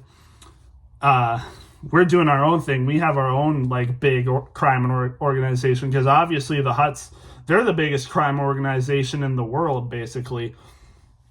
They even have support with the Republic. They have an alliance with the Republic even as a crime organization. Obviously, the Republic and even the Jedi wouldn't really consider them a crime organization, but they have an alliance. So as a big crime organization, so Maul would go to them, obviously. And so the Hutts, they send bounty hunters after them. So Maul and them are put on the defensive, and we see a ton of nice returning bounty hunters. We got Dengar, we got Embo, Lots Razi, Shugi, a lot of good bounty hunters in here. And it was just such a good fight scene. Really good. Maul, Savage, Pre Vizsla, and Death Watch versus the bounty hunters and the rest of the Hutts, bodyguards and stuff. Just really good stuff. Seeing Pre Vizsla uses Darksaber. Maul versus Shugi. Savage versus Embo. All that stuff was really, really good. I really liked that scene. And then obviously Maul and them, they beat the bounty hunters. The bounty hunters retreat because they see it as failed. And then Maul's like, let them go. They're bounty hunters. They have no allegiance. So yeah, obviously, the bounty hunters obviously only in this for money because the Hutts pay them for protection. But now the bounty hunters have lost. They're not going to die for the Hutts. They'd rather flee and live another day. They have no loyalty to the Hutts. They're not going to die for them. They're just going to leave if they're on the losing side. So yeah, makes sense. And then they get one of the Hutts. Somehow the other Hutts escaped on Nal Hutta. I don't know how that's possible. The Hutts move so slowly. I don't know how they escaped in that amount of time. But they captured one of them. And obviously Maul wants to know where Jabba is because Jabba's the leader of the Hutts, obviously. And the remaining Hutt, his name is Aruba the Hutt. He gives him Tatooine. And Maul's like, so the only thing you can tell me is that I'll find Jabba at Jabba's palace. That's kind of a funny moment. So Savage kills Aruba the Hutt, rest in peace. And then the attack on Tatooine and Jabba's palace. Really cool moment to see the Mandalorian fighters come in, all that stuff, versus the Gamorrean guards and all that. just really cool stuff. And now Jabba's back into the corner, and he has to join them. And that's that. Maul got his army and all the stuff he needed to gain. And it was just so cool to see. I mean, Maul is easily one of the best characters in this show, and this episode is exactly why he is. Yeah, just really good stuff in my opinion. I like this episode so much. It's a 10 out of 10 easily, and number 4 on my list. And honestly, it's close between this one and number 3. I mean, it really is. I could flip-flop 4 and 3 easily. And I guess I'll just get to number 3 on my list now. But it is episode 1, Revival. And yeah, this episode is also really good. And it also consists of Darth Maul and Savage being in this episode. Just really good stuff. I really like this episode a lot.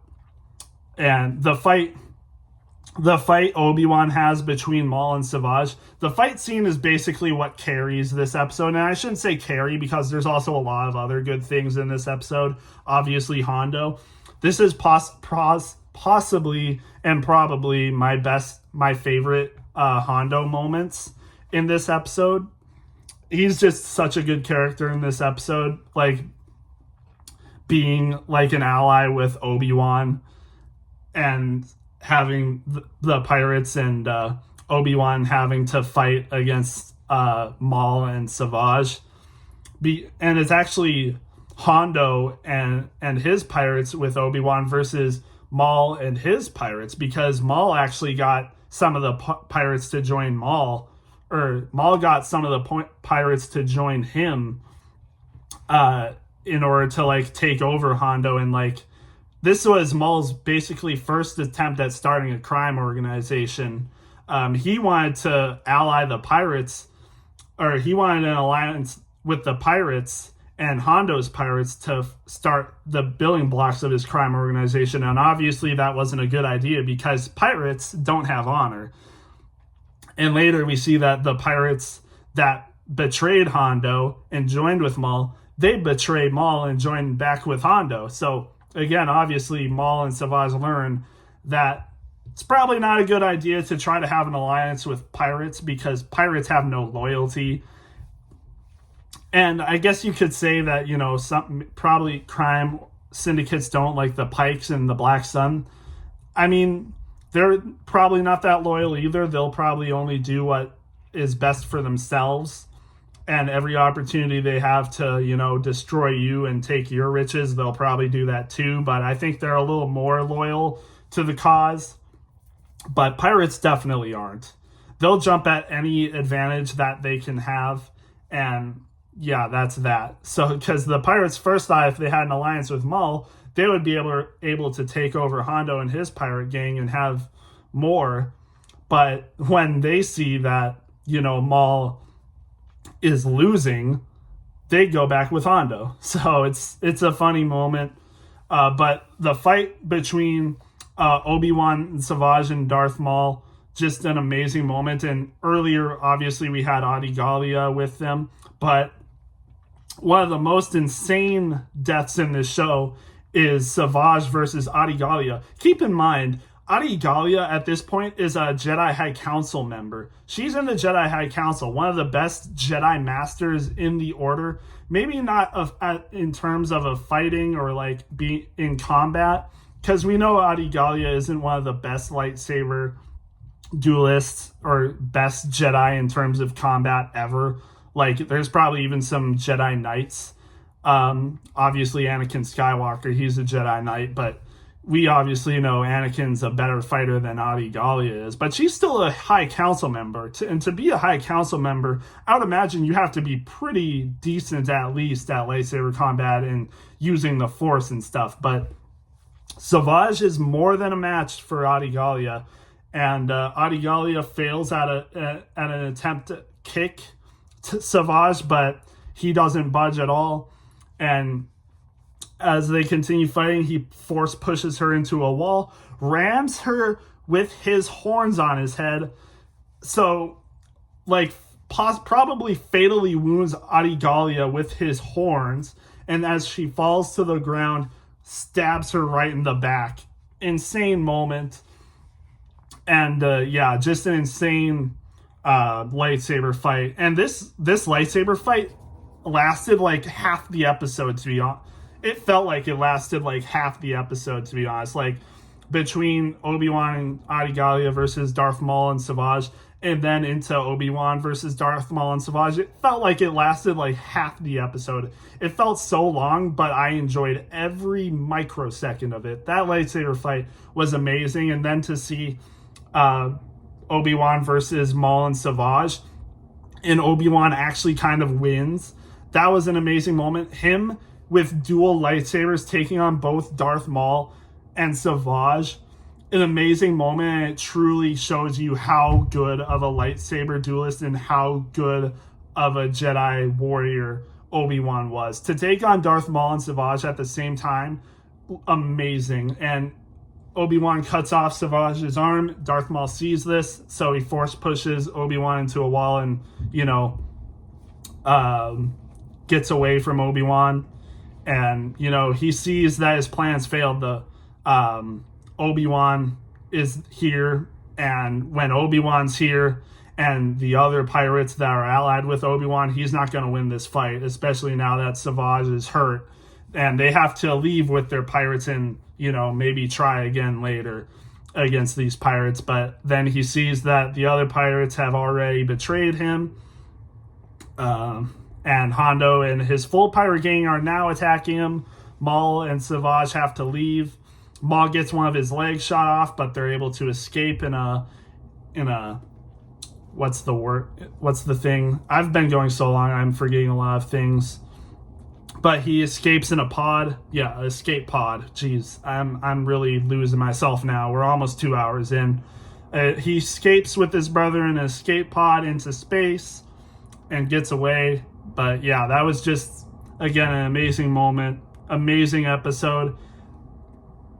And yeah, it's really tight between episode 14 and this one for third place. But right now, this one's in third place for me. I might have to consider, but we'll see. Again, this one's still really good episode. S+, 10 out of 10 episode. Just so good. Yeah, this episode's amazing.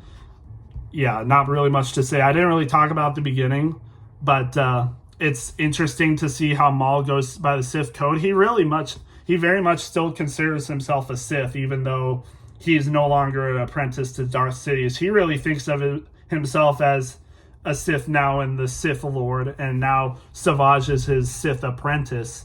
So the rule of two is very much still a thing, but now it's Maul as the Sith Lord and Savage as the Sith apprentice, and he considers Count Dooku a Sith pretender. Like, he doesn't consider Dooku a Sith. We never really get to hear much about what he thinks about Sidious until a certain episode, but I mean, based on the webisodes and featurettes, Darth Maul, very much knows Sidious is still out there, but I think, Maul still fears Sidious, and I think what Maul does is he tries to pretend that Sidious doesn't exist at this point in his life, because if he focuses on his fear of Sidious, he won't succeed. But it's only when Sidious actually shows up that, Sidious is a problem for him. Because it feels like during these 4 episodes, or 3, it feels like Maul doesn't really consider Sidious at all a threat to him. But yeah, it comes back to him later, and we'll get to that. But yeah, that was number 3 on my list. Just a really good episode in my opinion. And at number 2, let's get to it. At number 2, you might guess it, but it's close. I will say it's close between 1 and 2. But I have The Wrong Jedi, the finale of season 5, as the number 2 episode of season 5. And this episode is probably a top 10 episode in the entire show, if we're being real. It definitely is. On anyone's list, on anyone's list, this episode here is a top 10 Clone Wars episode. I don't think I've heard of a single person that doesn't consider this a top 10 episode, and I would say most people probably have this episode in their top 5 all-time Clone Wars episodes, and that includes episodes in season 7.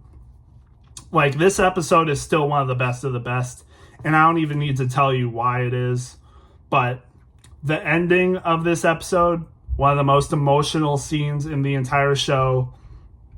Man, when Ahsoka leaves the Order and Anakin has that moment with her, also one of the best character interactions in the entire show, when Anakin and Ahsoka talk to each other for the last time until season 7. One of the best moments and one of the best character interactions in this entire show. When Anakin says, "I understand wanting to walk away from the Order. I understand more than you realize." And Ahsoka says, "I know," and then walks away. I'm almost getting emotional talking about it. That moment was, really something else. I can't remember if I shed tears during that part. I can't remember, but I wouldn't be surprised if I did, because, man, that moment really is something else. Really sad moment.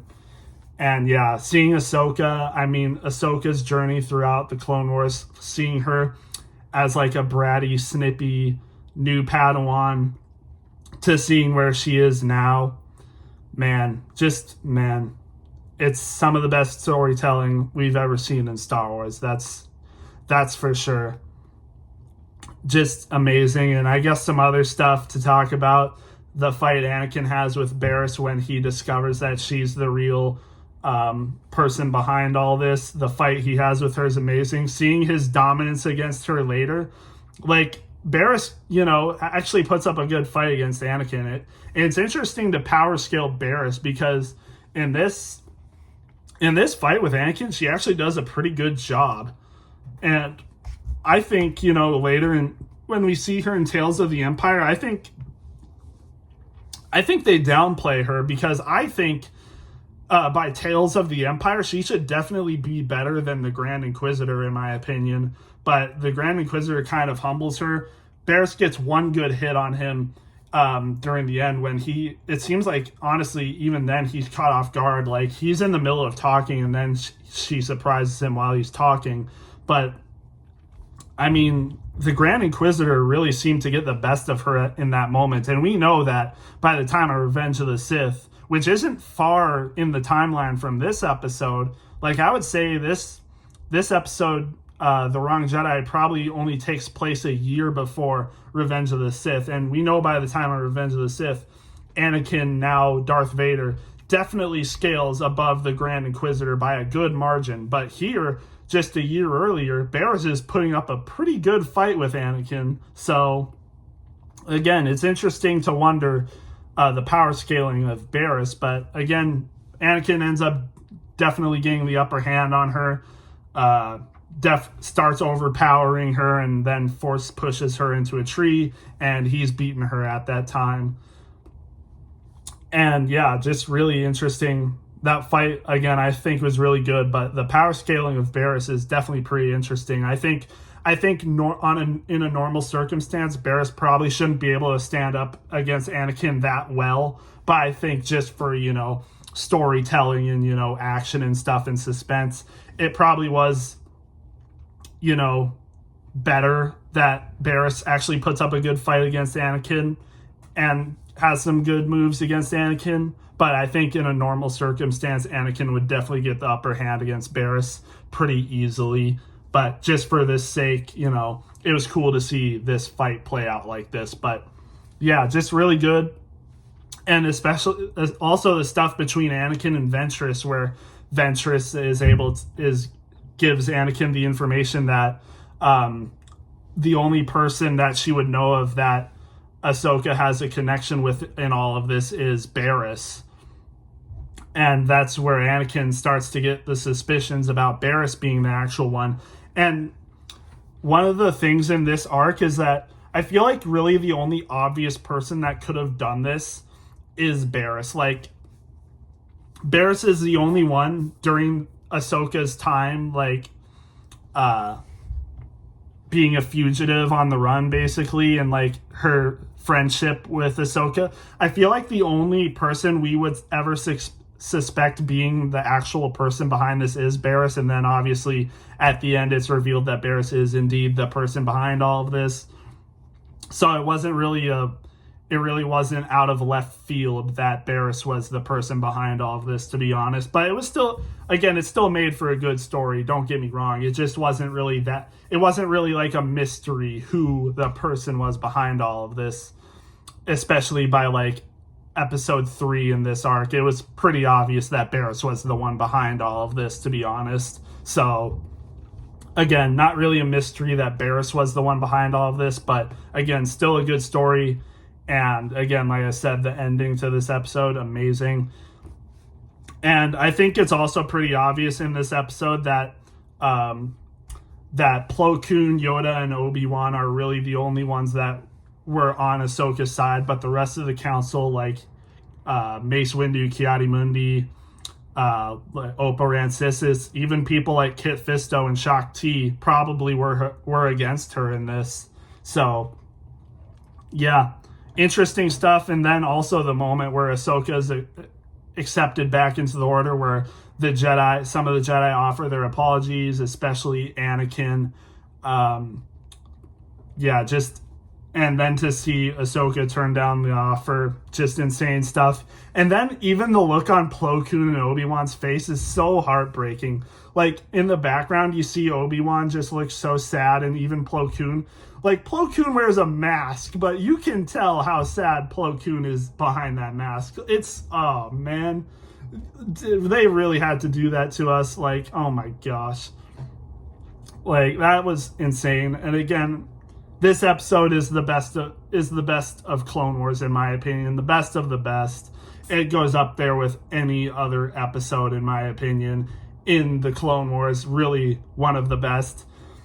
But the only one, in my opinion, that beats that episode out is, you've guessed it, episode 16, The Lawless. I mean, it was definitely close between the two, but man, this episode, I'm getting chills thinking about it. Oh my, this episode was amazing.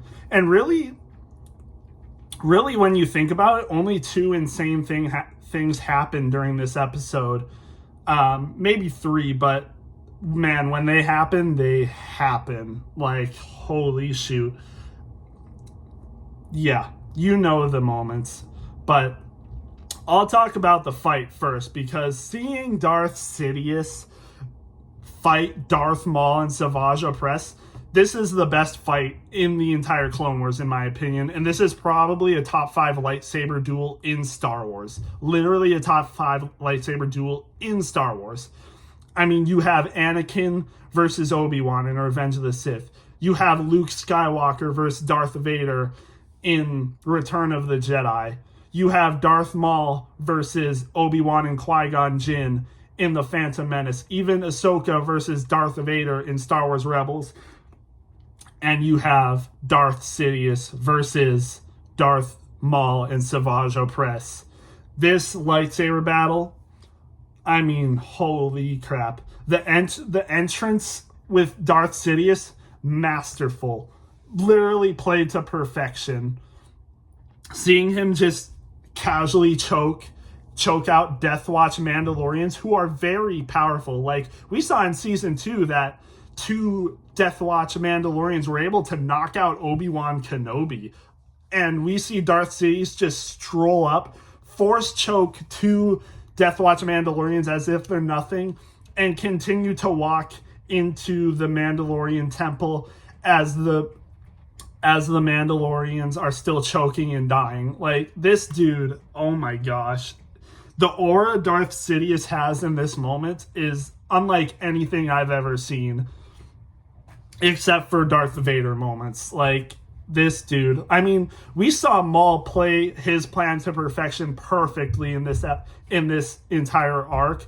Like, Maul's plan and his moments in this arc are amazing. Like, he is one of the best characters in this show, and it's because of these 3 episodes. And then it all crumbles into nothing just because one person shows up and destroys all of it. Like, Maul just had his moment, which we'll talk about after this moment. But Maul, he's on cloud 9 right now. He's gotten everything he's wanted. He's beaten Pre Vizsla.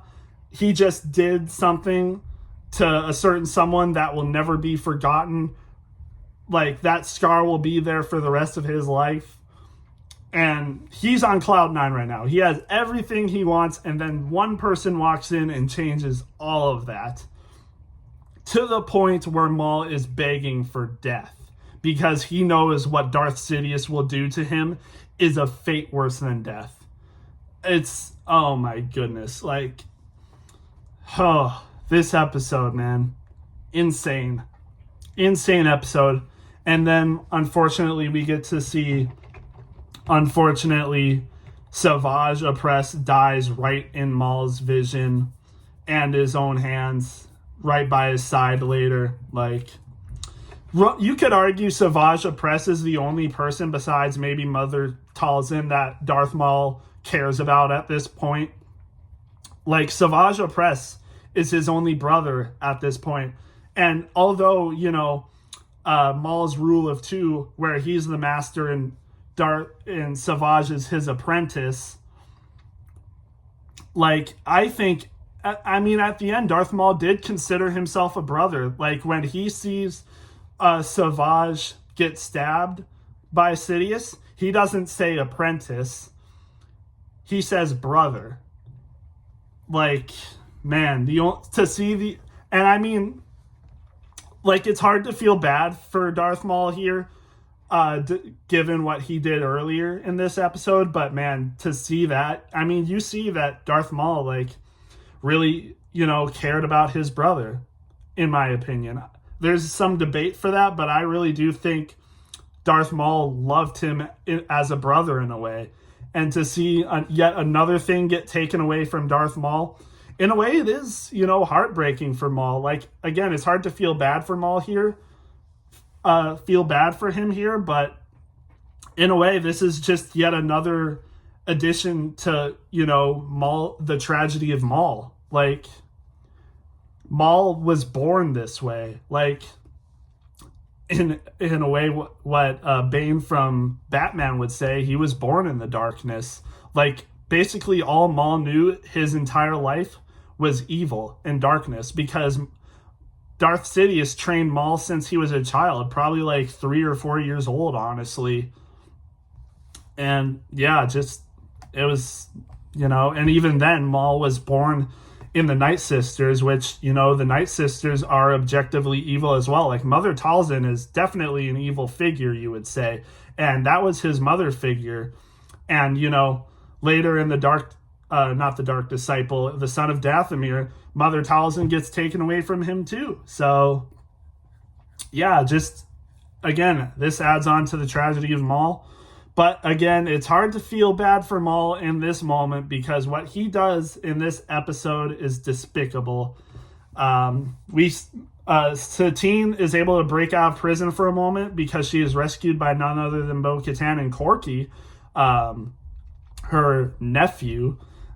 I say nephew because the theories, I really hold strong to the theory that Korkie is actually her son and Obi-Wan is the father. But that is just a theory. It's not confirmed and could very well not be true. But I subscribe to that theory. Not saying it's 100% true, but I love the theory, and I consider it in a way possibly to be true. But that's another story for another day.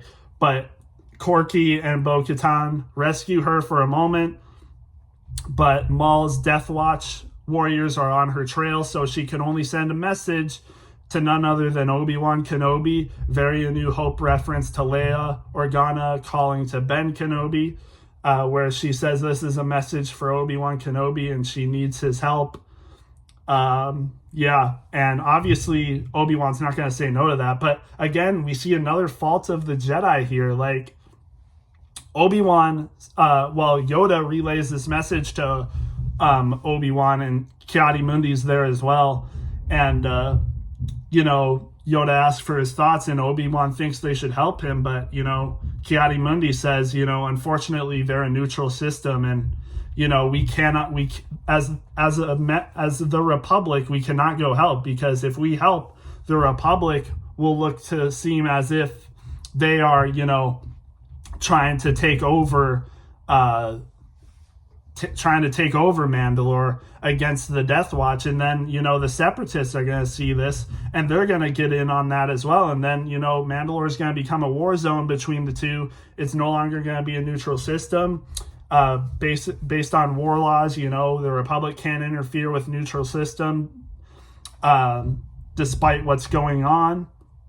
So they cannot help the Duchess, and again, another fault of the Jedi. Like, they shouldn't have never sided with the Republic. They should have never been in this war, because now they can't help people who actually need help.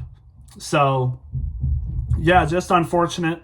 And of course, Obi-Wan disobeys this order. And before all of this, before the Clone Wars, one would think that, like, even in Revenge of the Sith, Obi-Wan is like a dogmatic Jedi. He never disobeys the rules. He always goes with what the Jedi Council wants him to do. He always thinks the Jedi Council is right. And in my opinion, I think the Clone Wars does Obi-Wan really well, because we see that Obi-Wan is actually, he's willing to do the right thing regardless of what the Council says or regardless of what the Order says.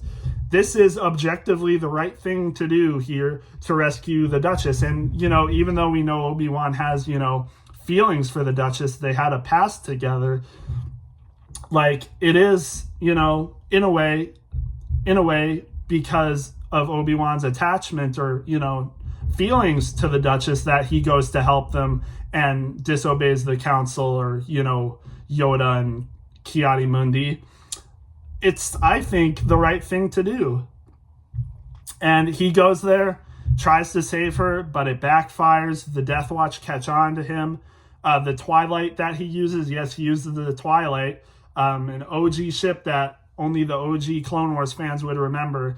Anakin and Ahsoka first found it in the Clone Wars movie, and then they used it a couple other times. I think the last time they used it was in season 3 in the Mortis trilogy. But he uses it here.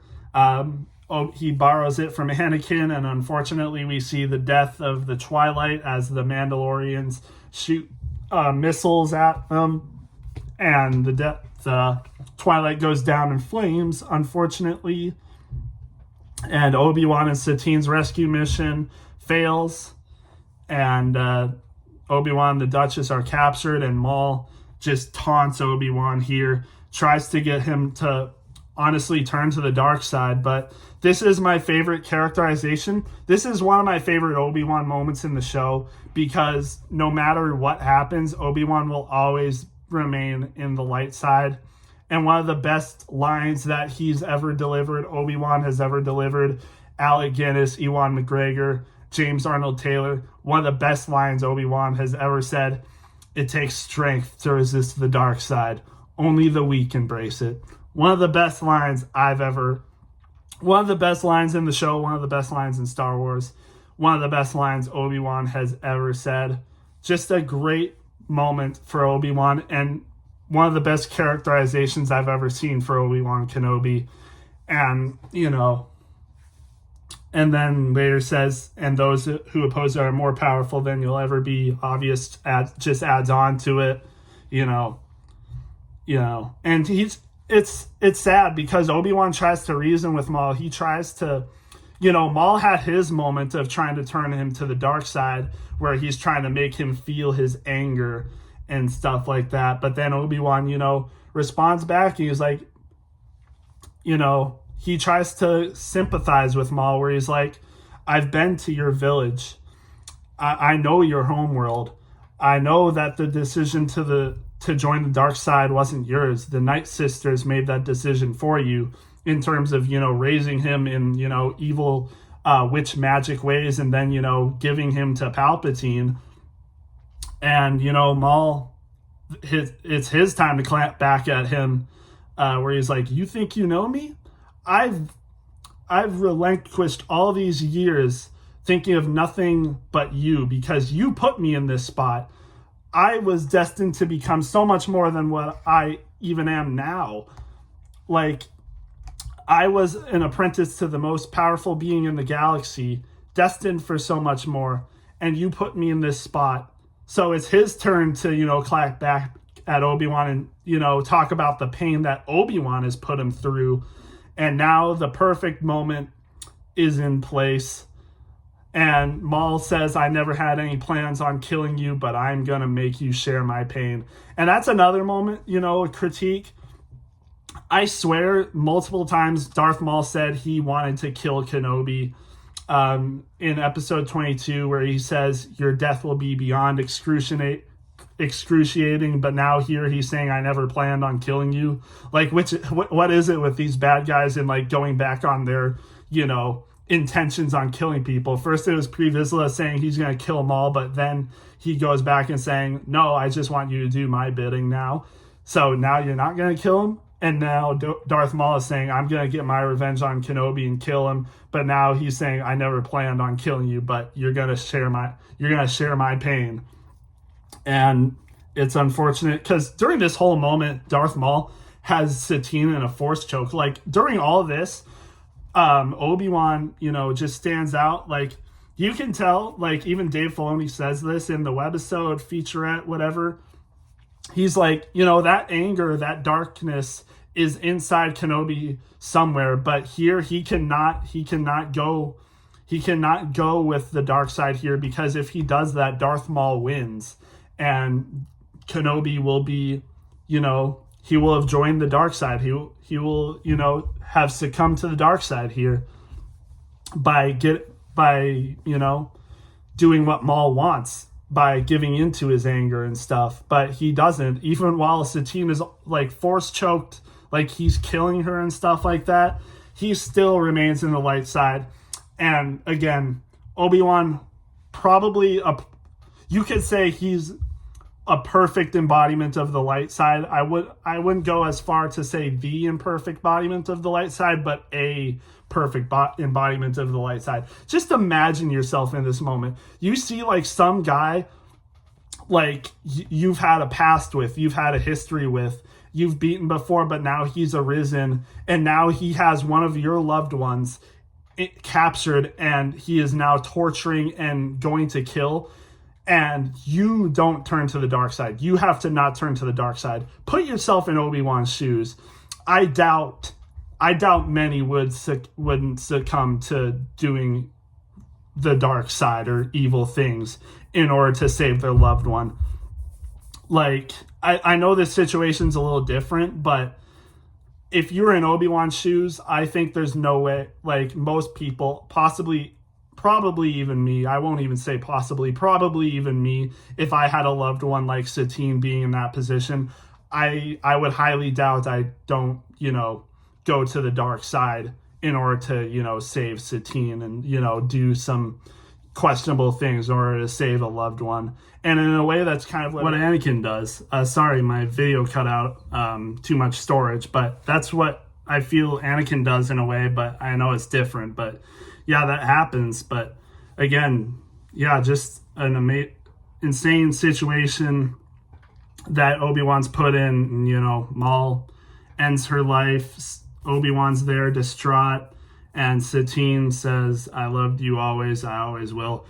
Another insanely emotional moment for this show. I mean, we have two of them in this season. First is this moment, but we have Ahsoka leaving the Order, and then we have this moment. So heartbreaking, one of the most emotional moments in the show for sure. And I think I can remember that when I was watching this for the last time I did. I don't think I shed any tears with that, but that was only because I had family in the basement while I was watching it in my room, so like my door was open and everything and they could see me. So while they were doing other things, I didn't want to shed tears because obviously I didn't want to see them see me like that. But I think in any other moments I would definitely be close and possibly would, but I didn't there. But again, still a really emotional moment. And I was definitely, sad and emotional watching that because, very emotional moment. And yeah, but Obi-Wan stays strong through it all.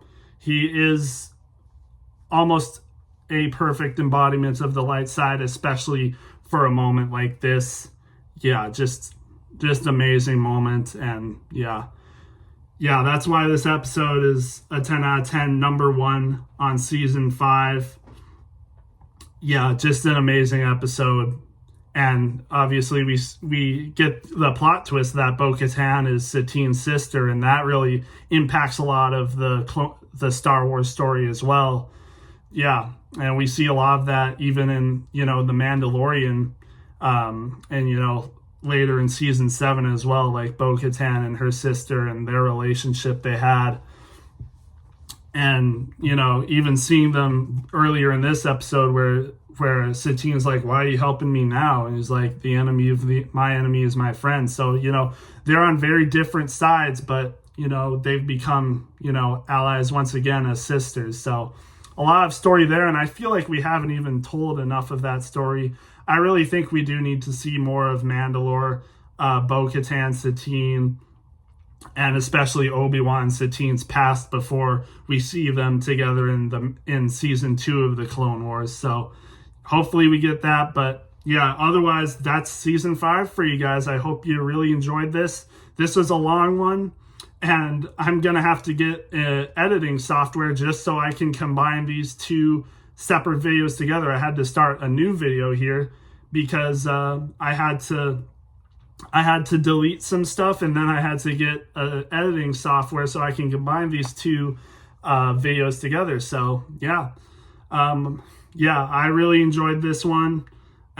Season 5 is definitely one of the better seasons, especially because of the Ahsoka fugitive arc and because of Maul's takeover of Mandalore arc for sure. But other than that, I wouldn't say there are other really amazing episodes. It's really only these 2 arcs that really stand out as being amazing. But honestly, I think they do enough, to be honest. I mean, 8 episodes of top tier Star Wars content is more than enough in one season that only has 20 episodes.